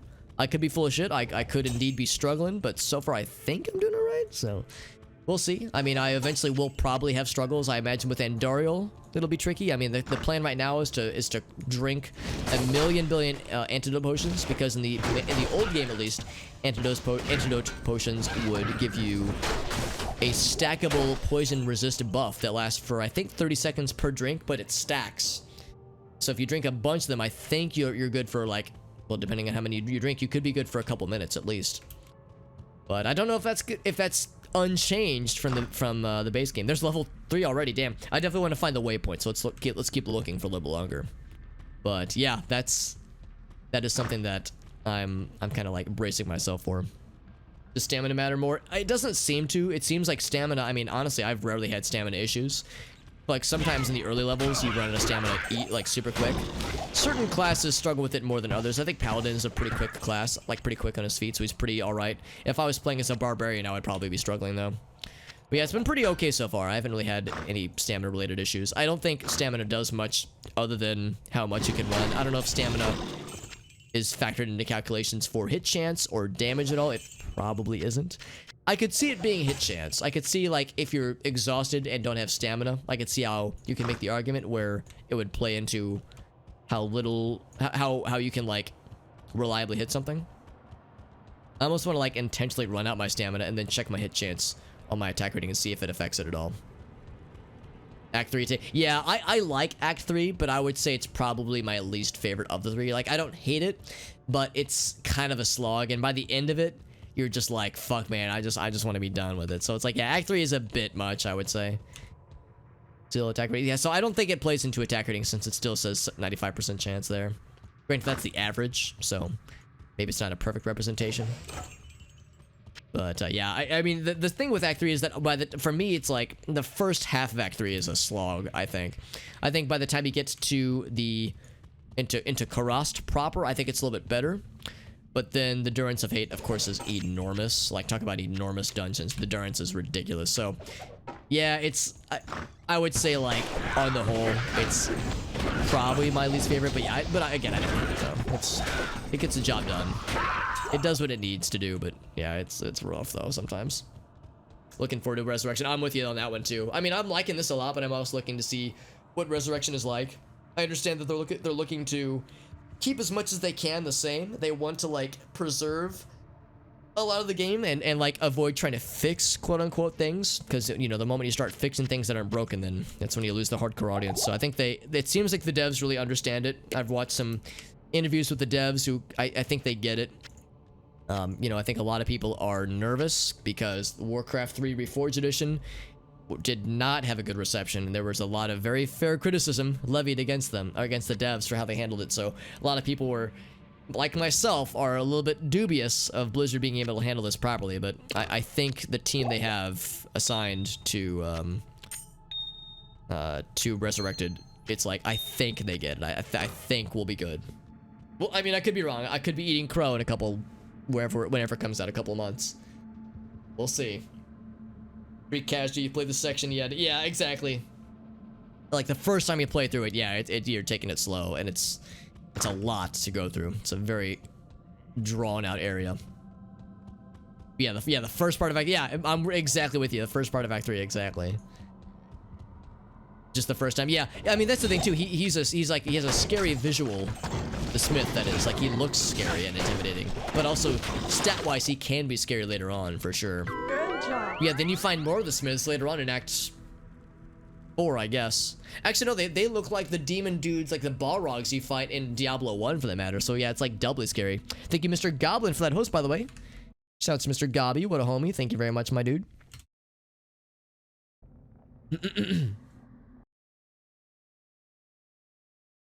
Not against it. Yeah, no, I very much welcome self-promotion. I would say, like, the only thing with self-promotion, like, the only limitation that I would maybe, I would request is to not try to actively pull people away, but we've never had that been a problem. I mean, I'm happy to have people talk about their streams, like, if anybody has, like, a stream they're looking forward to, or, like, a video that they're working on editing, or a project that they're working on that they're excited about, yeah, feel free to plug your shit, because, you know, I would say, like, generally speaking, that kind of thing is very much encouraged, because, you know, we all grow together. That's how I look at it. It's like, you know, we can all help each other out and mutually benefit from being hyped for each other's stuff.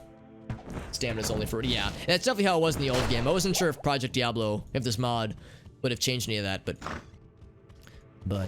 yeah, it seems like that's still pretty much unchanged from what I can tell.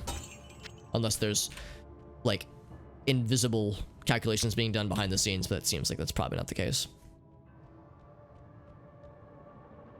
Is 3 the desert or the swamp? 3 is the desert, or I'm sorry, 3 is the swamp, where you go into Karast. 2 is the desert with Lutgolain. And I like Act 2 a lot. Act 2 might be my favorite. Although I say that, usually by the time I'm reaching the end of Act 2, I'm kind of done with it. But Act 2 I like a lot because it's such a stark contrast from Act 1. Act 1 I like, but I find that by the time I'm done with Act 1, I'm, like, excited for Act 2. When I finish Act 2, I'm not dreading Act 3, but I'm like, I'm kind of so-so about it. Act 2 is pretty sweet, though. I like that one a lot.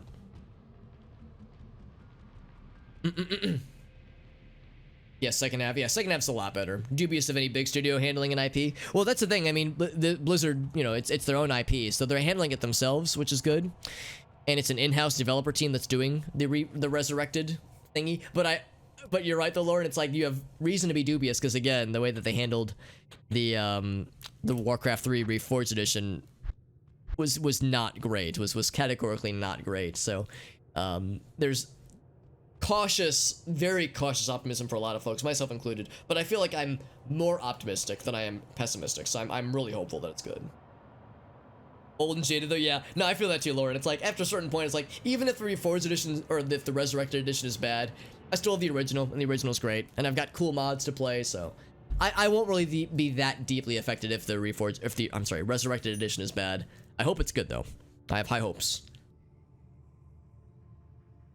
How goes the battle? I'm winning, Dad. Thank you, Goblin. I'm winning, son, or I'm winning, Dad.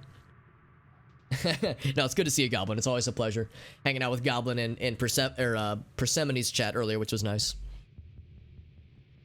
Trying to do... Oh, that's nice of you to say, Koma. Yeah, I mean, it's something that I can't say that I, like, arrived at this conclusion completely by myself. There's a few other streamers that I follow that have similar philosophies about, like, you know, being more open to self-promotion from other people, that kind of thing, and not squashing it. So... Oh, chill up 2% on Salvation. Do I have Salvation? Where is Salvation? Oh, it's down here? Oh, there it is. I see. So yeah, I'm looking for synergies to put points into. But yeah, no, it's like I said, it's something that it's something I've kind of borrowed from other streamers that I have, where it's like, you know, there are ways to encourage these things in a constructive way. So I like to think that, you know, we can all benefit together. Yeah, exactly. Stream title, yeah. Yeah, this Super Hobbit guy is a fucking nerd. Watch this guy instead. Exactly. But if it's a big studio, yeah. And that's the thing too. And this is Blizzard Activision we're talking about. So that Activision part of it is has definitely affected things, oftentimes for the negative. So like Lauren said, you know, they're out to make money. They're out to make you know, to make their shareholders happy. And arguably a really good way to do that is to make good products, but not always. Sometimes just an overhyped product is all you need. So it has been shitty. I mean, Blizzard has done some shitty stuff in the past couple of years, honestly. So there's a lot of people who are understandably like kind of giving them the side eye right now. But I'm hopeful. I'm trying not to get too excited, obviously, and not get too hopeful, but I'm trying to exercise some degree of cautious optimism. Learn the lesson. I hope they did, because I understand that there was some internal turmoil when there was such an unsavory reaction to Warcraft 3 Reforged Edition. I think the team that was given Reforged Edition was originally going to be given to well, how do I say this? The people that are developing Diablo 2 Resurrected were originally going to be done by the same team that did Warcraft 3 Reforged, but the reaction to that was so stark. They were like, "Oh shit, we gotta have like one of our main hitter teams do this. We can't give this to the side teams because they might fuck it up." So I think the team they gave, I don't know exactly this, but I think the team they gave Diablo 2 Resurrected 2, I think, is known internally as being like one of their like A team, or A, what am I trying to say? Like, yeah, I guess A teams, or if you would say like one of their main groups. So, again, hopeful, but I know better than to get too excited here. Yeah, there's not really a lot of synergies that I'm seeing here, actually. So I'm considering maybe just hanging on to the skill point. I guess I could like put an item into player. If I do, we get passive reduction of poison curve. Oh, that's actually kind of nice. It's only 1% though. Is there another passive thing? Do offensive auras? They do. Passive attack rating per base level. Okay, so like maybe something like that would be nice. So either that, damage reduction. That's every 2 base levels. That's not great. Maybe the resistances. I would say either a resist or something like Blessed Aim. 10% passive attack rating per base level. That's actually really good. 10%? Like, damn, so that's pretty sick, actually. Yeah, let's give another one of those guys. Because I think that's just a passive thing, I think. Yeah, passive attack rating. So I don't think you have to have Blessed Aim equipped to have that as, like, just a free bonus. Yeah, do you guys not have phones? Yeah. Oh, shit. Yeah, the fucking Diablo... What is it? Diablo Immortal? The smartphone thing? Yeah, that was like a whole mess. And on the one hand, I do feel a little bit bad for the dudes who were like on stage giving that presentation, because you know they were just given a shitty job. Like, it's not their fault Diablo 4 wasn't announced that time. I understand that the plan originally was to announce Diablo 4 during that BlizzCon, but they pulled it last minute because what they had wasn't like ready to be shown. Like, they didn't feel like it would you know, look good enough to show it, so because like it hadn't come along far enough. So they were like, they pulled it at the last minute. So they had all this Diablo hype. They were like, we're gonna have some big Diablo news this BlizzCon, and they like said that, and then behind the scenes they were like, oh shit, actually we have to dial back the Diablo stuff. So we'll just have Diablo Immortal be the main thing, and that'll be fine. It's not like the internet will get mad about that. Shifty eyes, and then you know that all went down. So it's like, it's understandable how it was perceived as an out-of-season April Fool's joke, as that one fucking dude said. But yeah, it's like I feel a little bad for the devs, like, or the dudes that were giving the presentation, because it's like they were just, it wasn't their decision obviously, but yeah, that was a fucking thing, man. That was a whole deal. Blizzard and name, yeah, it's a very different company. Like I've talked to before, how Blizzard, the Blizzard that made this game wasn't really Blizzard, it was Blizzard North. Blizzard Prime and Blizzard North were kind of separate companies. I mean, they were run by the same like overall company obviously, but like they were different studios, they had different people running it, there were different locations, and I understand there were culture clashes sometimes between the two. Like they didn't always see eye to eye, they had very different goals, Blizzard Prime and Blizzard North. And obviously after Diablo 2 came out, Blizzard North, you know, went away, unfortunately. Well, I think it's unfortunate, but you know, I'm biased here. I'm biased as a Diablo fanboy, so yeah, it's like in many ways the Blizzard we know now is super fucking different from the Blizzard that we grew up with back in the day. For better or for worse, it is a very different deal. Making money, but yeah, exactly. It's like all you have to do is hype it up and have a big brand associated to it, and suddenly that's all you need to carry it. And then you have Diablo Immortal announcement, and then Blizzard is like, wow, why are people mad? Why are people disappointed? It's Diablo. What else do you need? And then it's like, oh wait, maybe people care about quality products. I understand Diablo Immortal isn't horrible, like it's a smartphone game, so what am I doing, by the way? We know what the other exit is. I'm just wasting my time here. But yeah, I've heard it's like not like atrocious, but it's just not great. Yeah, smartphone games, you know, frequently not very exciting. Time off for the birthday whale? Hell yeah, dude. Can I ask, Whale, when your birthday is? I need to ask so I know when to administer your birthday spankings. Eyebrows.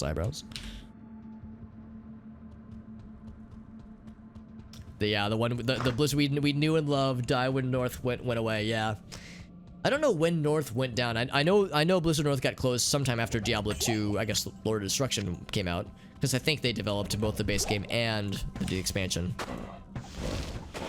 These ghouls, I remember in like the old day. Oh, Flawed Ruby, I should have held on then, man. In the old days of Diablo 2, back in like the, what are we at right now, 1.4D or something like that, and like the 1.09 patch days, ghouls were immune to physical damage, and it was very annoying. So you would always miss if you tried to hit a ghoul with a melee attack. It was super fucking annoying. So if you found like a boss group of ghouls, you just had to try to avoid them. It was a weird bug, but they fixed it eventually. But like, it was like that for at least a few years. It's very frustrating. Now I can melee them to my heart's content and feel like a boss. These fucking dudes, the Banished. First time I get to see this enemy type too. So many cool introductions in the catacombs. Not until August. Still, good on you for planning ahead though, Whale. Getting it like approved or a request for it ahead of time makes it that much more likely to have some cool birthday fun times. And by that point, hopefully, you know, pandemic times will have eased enough people have been vaccinated, you'll be able to go out and do some cool shit. Because last year was kind of a bummer, I know. It's like nobody could do shit for their birthday or for any other celebrations. Like, I feel bad for people that like graduated from, you know, school, either high school or college, or had like weddings last year, because it's like, couldn't really like do a lot to celebrate. Shit was fucked. Got it approved though, yeah. So you got that shit squared away. All you gotta do is chill until then. Hell yeah. Whoops. Hold on, I know I need to kill you guys, but I also need to get all the loots. Oh, he's a cold friend. Now he's extra cold, because he's a cold corpse or something, I don't know. Two-handed sword, which are neat. At least the two-handed swords are really fast, which I like.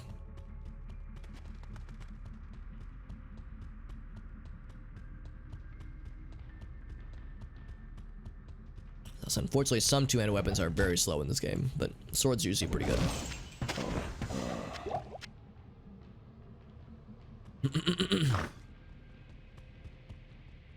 Seniority on your side, yeah, that's kind of nice too. I'm kind of in a similar boat, Bumrocky. Like, it's to the point now where, like, if I message my team lead, it's like, yo, man, can I take vacation on this day or this day? It's to the point now where he's like, I think he told me literally one time, he's like, honestly, Alex, I don't give a shit. Take off whenever you want, man. I don't fucking care. Because it's like, because I think he's, because, you know, more or less, I think it's because he recognizes that I won't, like, go and like pick a time that would be like spicy, like, oh, here's a date where we have like this big sulfur delivery, time for me to take vacation during that time. It's like he's like, yeah, whatever, you know. It's like after a certain point they start to trust you more, so you have more autonomy, which is nice. Yeah, just make sure you get your shit covered, make sure you like have your shit taken care of. That's the thing too. It's like I'm grateful that my employers usually, and the people I work with and my higher ups are usually pretty understanding. It's like, as long as you get your shit done and, you know, you get your 40 hours in or what have you, then like they don't really care, honestly. Like and admittedly, I've mentioned before how I've had some kind of weird sleeping schedules lately where it's like I'll do my usual 9 to 5 or 8 to 5 or what have you, and then I might take a nap after work ends, but then I might overnap, so then I'm like, it's harder for me to fall asleep at nighttime, so I end up staying up later, which means I'm tired during the day, which means I have to nap after work, which just perpetuates the cycle further. And there have been a few times where it's like, yeah, I might like take a nap at like 3 p.m. and then get up at like at 5 and then do the next 2 hours just to like, you know, get the last of my hours in. So it's like there's some flexibility kind of baked in there, which is nice. So it's like people won't, you know, bite my ass off if I'm offline a few hours early, so long as I get my shit done. Good So it's to like, see that you. flexibility is nice. So where it's like, you know, you're not being like micromanaged, so it's like people trust you a little bit more. Durability is 16 out of 21. This thing's already starting to break on us, but it'll be good for a little bit. It'll at least take us to Andariel, which is all I care about, honestly. Yeah, like 5, 6. Yeah, exactly. It's like, I don't know if it's a very healthy pattern for me to be in, but it has been nice, admittedly. Up till 2. Yep. No, I feel that. Actually, yeah, that's the thing too, because we're gonna be killing Andariel, and that'll probably be the end of the stream. But that'll probably take us well past 1 a.m. at the rate I'm going. Actually, that's not bad. Lightning resist. I might stash that one for the time being, because we don't really need it necessarily. Poison resist. That's fucking huge. That's gonna be very helpful very soon. That one's not very good. Yeah, a lot of these don't sell for much, do they? Poison resist. We could put it into an open socket. We don't have any open sockets, though, so I'll just sell it. Casting rate, of course. Stamina. We already have lots of stamina. We were talking about that earlier. Yeah, that'll help our resistances quite a bit. I'm actually tempted to get rid of this one. That 4 to dexterity is not really necessary, I would think. Strength is a bit more worthwhile, I would say. 2 to zeal, tempting. That one does have an open slot. Nope. I think I am good. Lightning is OP. Lightning is like, oh, when monsters have it, it's incredible. Yeah, when the player has it, it's kind of so-so, because it's always like, unless it's charged bolt, it's 1 to blank. Like it's always a wild range where the maximum is great, but the minimum is garbage. So it's kind of a wild card when the player has it. But yeah, when monsters get it, that shit is ridiculous. Because like they get charged bolt and they get like level 69,000 charged bolt. That can one-shot your ass if you're not careful. It's happened to me more times than I can count, especially in hell difficulty. So that's gonna be a time and a half, no doubt. We are very stocked with rejuvenation potions. Like arguably we are overstocked. Overstock.com.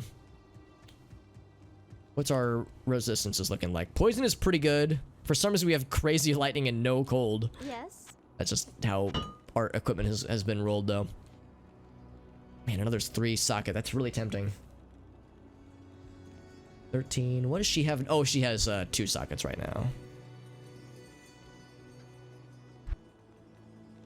The 2 sockets right there. That's... And if not for that fast hit recovery, that'd be really tempting, actually. Do I have anything that adds hit recovery? I don't think that I do. Armor, 3 strength. Attack rating, yeah. Dexterity, life, mana, yeah. Yeah, so nothing that adds to attack rating. Or attack rating, what am I saying? Hit recovery. I think there are runes later on that add hit recovery, but they're much higher level. Which makes sense, because that'd be kind of overpowered, honestly. Hit recovery is so useful. It's a lifesaver, especially in the late game. Now, I'm thinking the same thing, Paralyzer. I'm looking forward to that too, when we can just like have that satisfying consolidation of the gems. It's that meme of the guy doing this where he's like, oh yes, gem consolidation. Oh, actually, I'm not gonna pick up the regular leather. I'll just take the hard leather. Whoops. Anything else? Nope. There's more rejuvenation potions, but we are more than set on those. I think we are quite good. There's something scary over there. I see the light in that room, and I kind of want to murder whatever's over there. These lads, yeah. It's annoying when these guys run away from you. If you don't kill them quickly, then they can be hard to track down sometimes. This one, you good? It is not. I need a big old mule, yeah, someone to harbor our stuff. Although thankfully the stash is mega expanded in this mod. I feel like we're seeing a lot more gems. I think the overall magic find is a lot more generous in this mod versus the base game, because we found, I mean, I found this guy at like level 5 earlier, which was crazy. And we've of course, find a lot of gems, find a lot of rare items, which is pretty good. So I think it's just more generous in general, which I'm not going to complain about. You could make the argument that you know, makes us more overpowered, but I feel like there's a lot of things that are more challenging to meet that demand. So it's I would say it's overall been more balanced so far. We'll see if it starts to tilt one way or the other.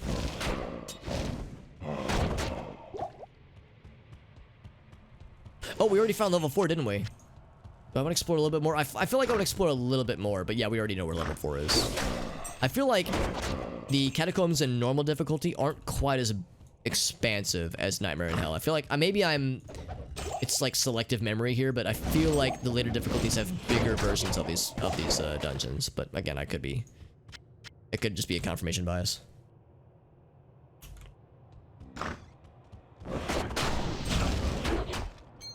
A new ring. Ringy ding ding. What class is this? So this is a paladin right now, and I would say paladins are probably my second favorite class. I think necromancers are probably my favorite, but paladins are very engaging to play. Amazons are cool, sorceresses are cool. Assassins are also really neat. But yeah, I would say like paladins for me like when I'm streaming, I feel I like to think entertaining, because it's more engaging. It's more like me doing things versus me casting things from afar, or letting my skeleton friends do my work for me, like with the necromancer playthrough we did a year or so ago. So I tell myself, and maybe I'm kidding myself here, but I tell myself that it's engaging for viewers and whatnot, and it puts me in the action. So it's like there's a risk reward to being a paladin, because you, depending on your build, I guess if you were a blessed hammerden, then it's not quite as scary, but still you're kind of in the midst of the danger. So you know you have to put yourself in harm's way. So it's more dynamic and more involved. So yeah, paladins are fun. And they got the cool auras, which is nice too. It's like there's a lot of cool shit that paladins get. They got great block skills with their shields. So you can make really cool like tank paladins that just kind of are walking blocks of metal that just soak in hits, while like other things happen, while blessed hammers do the thing, or while your mercenary murders bad guys. It's like they have a lot of versatility. But yeah, the necromancer build we did a year or so ago, that was a lot of fun too, and necros are always a good time. Also, Bumrocky's got a video for us. I'm gonna walk over, or rather I'm gonna waltz over to the entrance to level 4, and then we'll watch that video, and we'll have a darn tootin' good time. I'm looking forward to seeing what you got. Never played Paladin? Yeah, I would say it's not exactly everyone's favorite. I would say back in the day, Sorceress and Barbarian. And yeah, probably Sorceress and Barbarian were the two big ones. Like whenever I would play online, those were like the two most popular. It's not that the other ones were unpopular, and Assassin and Druid are fun, but I would say that yeah, it seems like Sorceress probably the most popular. Frozen Orb and Teleport and not Charged Bolt. What's the thing that lowers their health by 50%? That other lightning skill? I can't remember what it's called, but Mana Shield, like, man, dude, Sorceress is nuts. Sorceress is kind of cracked, honestly, but it's really good. But yes, Necromancer's so fun, though. Necromancer's just being Mr. Bones. Like, what more do you need? Being the Bone Lord. So good. Static. Thank you, Lauren. That's correct. But yeah, it's kind of ridiculous, honestly. Ridiculous in a good way, I think. But yeah, it is not what a lot of people might expect. Also, a fancy Rondak, I don't know how to pronounce it, but a fancy paladin shield, which could be very good. This might actually usurp the one we have right now, so we shall find out. DLC is on sale. Yeah, let me think about this, because yeah, last time I played Payday 2 was probably about 6 years or so ago. Wait, is that right? No, not 6 years. What year is it right now? 2021? Yeah, actually, yeah, probably about 5 or 6 years. It's probably been a minute. So I'm pretty far behind. But yeah, like I said, I've played a lot. I like to think the equipment my accountant has right now probably holds up, but yeah, I might be like way fucking behind, so. But it'd be kind of cool to try it out and see how things hold up and how much I remember. Cause yeah, that game is great, and I wonder what Overkill's up to. Like, I wonder if they're working on a Payday 3 eventually, or if they've got other stuff under the hood, or under the covers rather, because I mean, Payday 2 is great, but I wonder, like, you know, eventually they're gonna probably want to mix it up, presumably, but I guess we'll find out when the time comes. First one's good, yeah, first one's good. I like Payday 1. It's a good game, and it like kind of sets the stage, but it's a much more kind of serious, and like relative to Payday 2, it's a much more toned down affair. Payday 2, it just goes balls to the wall in no time at all. Also, that rhymes. I'm a poet, I don't know it. Ooh, a fancy sash. I hope it'll make me feel pretty. 2 and 3. Wait. Oh, wait, there's a Payday 3 already? I know that I've heard whisperings of Payday 3 being worked on. I didn't realize that there was a 3. Because if so, then I'm even more out of the loop than I thought. How could a hobbit be less in the loop, you might think to yourself. This guy. It is... not great. The poison resistance is good, and I would say that might make me lean into this one more, actually. Ooh, the vitality on this one, though. Yeah, I don't know. How's about this? So, we're going to be fighting Andariel. She is a poison lady. She is all about poison. And that is her thing. And I'm very afraid because, like I said, Bloodraven kicked the shit out of us. Like, truly kicked the shit out of us and almost killed us when we fought her. So, if bosses that used to be pushovers are terrifying in this game, this could mean that Andariel is going to be a fucking menace to society. Or maybe she's relatively balanced and not super scary, so I really don't know what to expect here. So I've made a portal. I'm gonna go into the back to the encampment, and I'm going to do some shopping for some Antidote Potions. It's not like Warframe. Yeah, that's a good point too, Tammy. I love Warframe, but I haven't played that one in probably about 4 or 5 years at this point. And I love Warframe, but I haven't played it in so long. Yeah, it's like a whole new game now. They've added so many new game modes and like new game areas. It's crazy. But I love what they're doing. I love what they're doing with the game. Hey, what's up, Sebasto? Yeah. Anything above overkill difficulty. I think me and my friends did knock out some missions on Death Wish, but yeah, Death Wish difficulty does not fuck around. Like, you gotta really know your shit for Death Wish. Oh, Mass Effect. Yeah. That would make more sense, yeah. They're developing it, but they... Oh, really? Okay, so that's kind of a shame. I know that they put out a Walking Dead game that I heard wasn't that great. So it would not shock me if they kind of put a lot of eggs into that basket, then maybe had it not go so well. Also, really good defense. Like, more than doubles our defense. Really good fire resistance, but the lack of hit recovery makes me a little bit sad. This one... Poison resist... We'd lose that strength +5. I might give this to our buddy. Yeah, let's give this to our buddy. I'll put that to good use. We'll sell the other one. Sell that. Maximum damage, stamina, maximum damage. Very small, very meager magic find. Lightning resist is pretty good. Do I care about lightning resist? Not yet. I don't care that much. Casting rate, no, I'm good. So I gotta make some choices here. More defense, but no hit recovery. How much would it increase my defense, really? So defense right now is 113. That's substantial. Yeah, I might go ahead and get rid of this, actually. Or give it to her. 31 versus 33. Yeah, let's give it to our lady friend. Also, we look way cooler now. Look how cool we look. We got the full metal armor. Hell yeah. Good shit. Mass Effect 3 multiplayer. I've heard about that as well. Which is encouraging. Also, Reese, good to see you, friend. Yeah, no, I'm thinking about that too, Reese. I'm worried about Duriel. I mean, Duriel is scary for a hardcore solo paladin in any environment, but I'm especially worried since I just don't know what to expect, honestly. And Chubbles, I got you. Thank you for the hydrate. Delicious water. Here we go. For this guy, so here's what happens if we go with this guy. It means we lose a lot of health, which I'm a little bit worried about. 196 down to 166. Oh, that's 30 HP. That's significant. And the resistances are good. The thing about the resistances is this. Let's see if this still works. Because in the olden times, in the before times, you could drink Antidote Potions. A lot of people didn't know this. I didn't know this until I watched Diablo 2 speedrunners use this trick. But if you drink Antidote Potions, it should give you a poison resist. And they stack. Oh, I lied. They don't stack. Fuck. Okay, well, alright, so either I'm wrong or that's changed in this game. Now, what I think it does is that it does stack, but it stacks the time. So normally it's like 30 seconds of poison resistance.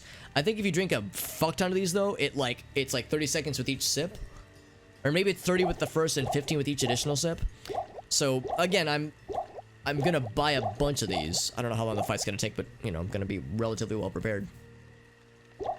That's probably good. So hopefully that plus the resistances here, plus the other stuff I have with the Antidote Potions will be enough. So we'll see how long this lasts, but I'm gonna go over to the portal, quaff a bunch of these bad boys, and then see what happens there. Thawing potions are the same, I believe, so it gives you probably at this point just a flat bonus, but with each subsequent sip you take of an antidote potion, it adds to the timer overall, so it makes your cold resistance go up. So that would help with the Duriel fight. Because a lot of people didn't know that. I didn't know it for the longest time. I thought it was just it would just thaw you out from being cold, or cure your poison if you're poisoned. But no, it actually gives you poison resistance, which is incredibly useful. So let's put our stuff there. Let's jump in. I'm gonna go ahead and have a safety TP. Just binge drink all these bad boys, and we're gonna go fuck some shit up. All right, Andariel, you big fucking nerd. Hold on, I'm gonna kill your homie first. Ouch. Okay, so she hurts, but she's not that bad, and she's dead. All a much ado about nothing. Easy peasy. I was all worried. Get rid of most of these rejuvenation potions because we don't need to carry so many of these. Yeah, so I was all worried for nothing. So Andariel was mostly unchanged. Fucking Bloodraven was a fucking monster, but Andariel was really not too bad, honestly. The mercs are changed. Yeah, they are. They're changed at least to some degree, because I know with the mercenaries, well, somebody was telling me that the Act 1 mercenaries, if you level them up enough, they actually get their own auras. I don't know what their auras are, but in vanilla Diablo 2, the only mercenaries that get auras are the Act 2 mercenaries. And I would imagine the list of auras that those mercenaries get probably has changed to at least some degree now. Got lots of cool toys to play with. That's exciting. So yeah, so there are substantial changes. I don't know how substantial necessarily, but I think the wiki would outline them a little bit better. Just don't get poisoned. Yeah, we only got hit a few times, and she did damage, but it wasn't like horrible. You might notice I'm not bothering with a Qatar. I guess I go ahead and grab it. But these sell for like piddly amounts of money. It's really upsetting. Like, it's a shame because they're good. Usually they're pretty good if you're an assassin at least, but they sell for very little. Even like if they give plus to skills, like they sell for like 100 gold, even at the high levels. It's kind of a bummer.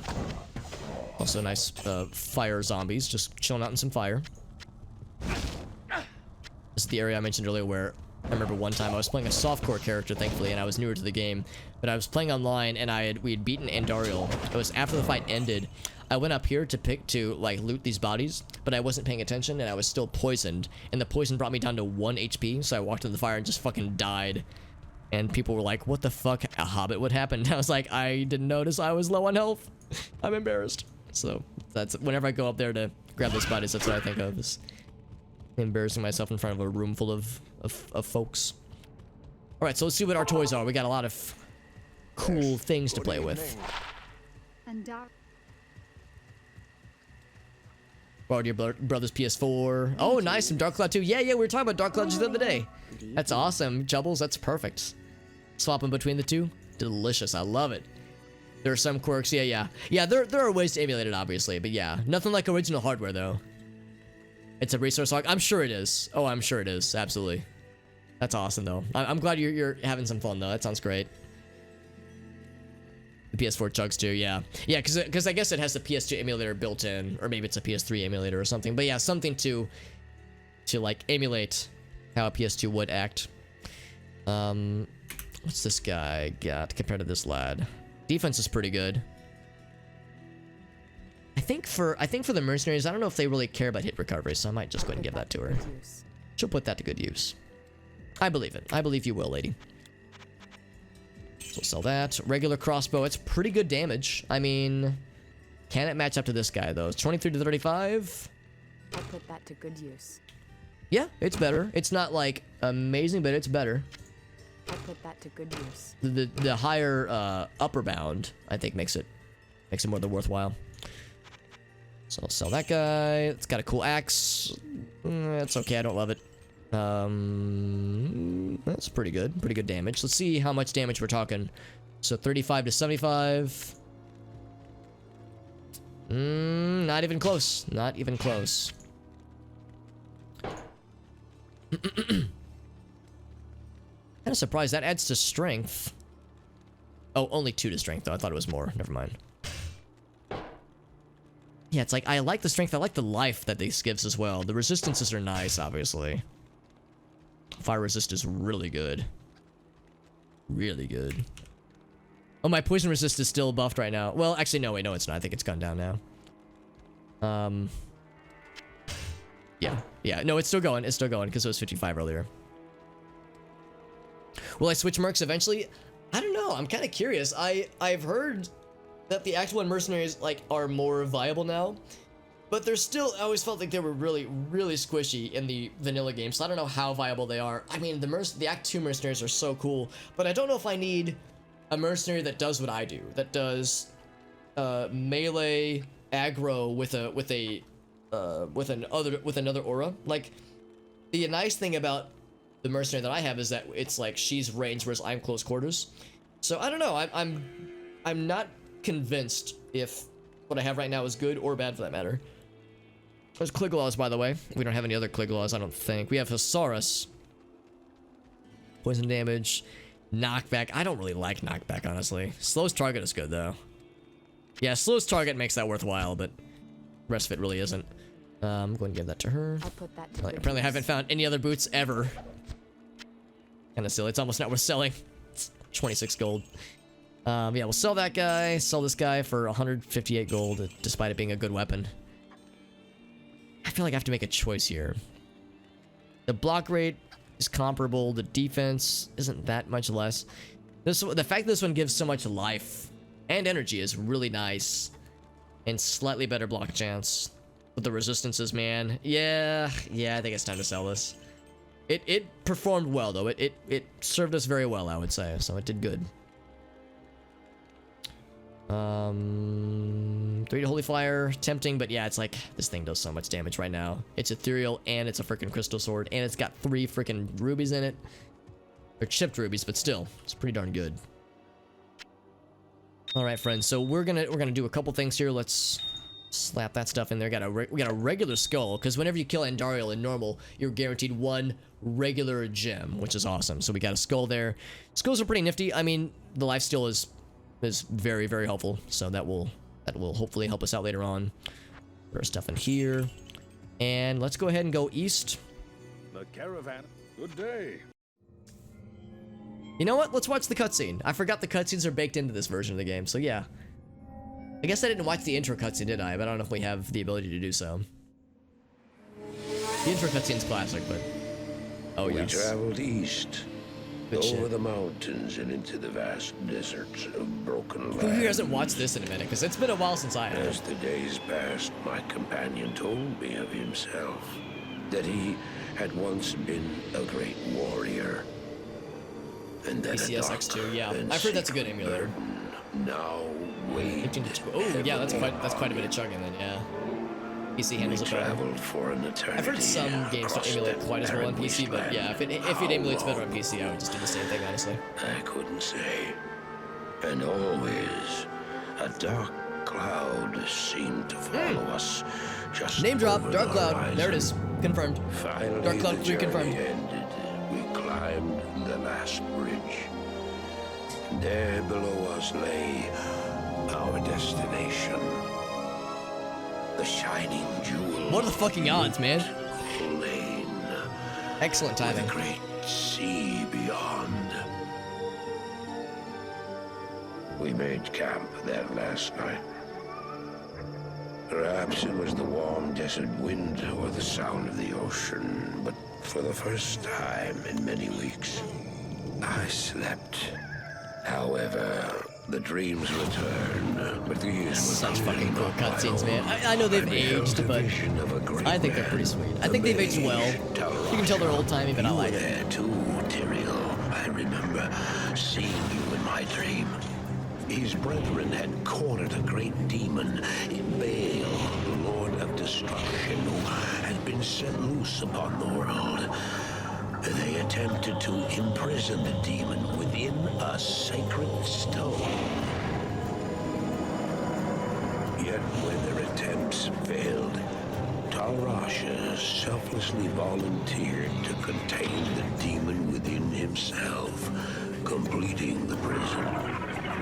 He instructed his brethren to bind him within a tomb, buried under the sand, there to wrestle with the demon for all eternity. any scrap of hope for Dark Cloud 3, yeah. Yeah, it's not the same though. No, I'm with you on that one. I seek Marius. This is my brother. Sleep now. We set out with the dawn. Nothing will ever really match it, but still. I can understand at least a spiritual The success. next morning, we walked over the hill toward Lut Gholein. I had no idea then of the horrors that were in store for me there. Marius. That's a cool name. This game's so fucking cool, man. God damn it. Why do video games gotta be so neat? Greetings, honored traveler. Why can't I have this kind of enthusiasm for stuff that, like, is considered productive? Why can't I be like, yeah, fuck yeah, my job. Or fuck yeah, like, doing dishes. It's like, ah, man. It's just lame. But video games? Diablo 2? Fuck yeah. Banana bread at work? Fuck yeah. You know, that kind of shit. Alright, friends, so this is where we're gonna wrap it up for the night. There's, like, new things we can buy from the shops and whatnot. I think I'm probably not gonna mess with that right now, at least. We can go ahead and grab our first quest, if nothing else. Oh, I forgot to use this for the Andariel fight. I guess I go and sell it then. I just got so excited. I just wanted to murder. How do I know? Whoa, oh wait, no, Lysander's always here. I'm thinking of the other person. And there's a dude in Act 3 who's like super far away. Wait, I'm sorry, Lysander, what are you doing here? Farah, you're supposed to be over here. Welcome, brother. So they switched places. Did they? I'm curious. Not in town. Like, I want to, like, use mana and see if they, I guess I can't really use mana here. I want to see if maybe... Oh, that's kind of cool. Move only. That's kind of neat. If Lysander heals you now. It kind of makes sense for Lysander to heal you and not Farah. Interesting, yes. They kind of switched the locations. It's not bad. It's just weird. Makes sense, though. Yes, there's Atma. Expect this of you. So gets our first quest. Go spank Radamant real good. That's what we'll do next time. So that is where we're going to end it for the night, friends. It is quite late. It is almost 1:30 a.m. in Central Standard Time. But thank you for being here, friends. Diablo 2, it's fucking great. Video games, hell yeah. Streaming, awesome. It's so fun. And the Project Diablo 2 in particular is a very, very good mod. I'm really enjoying this.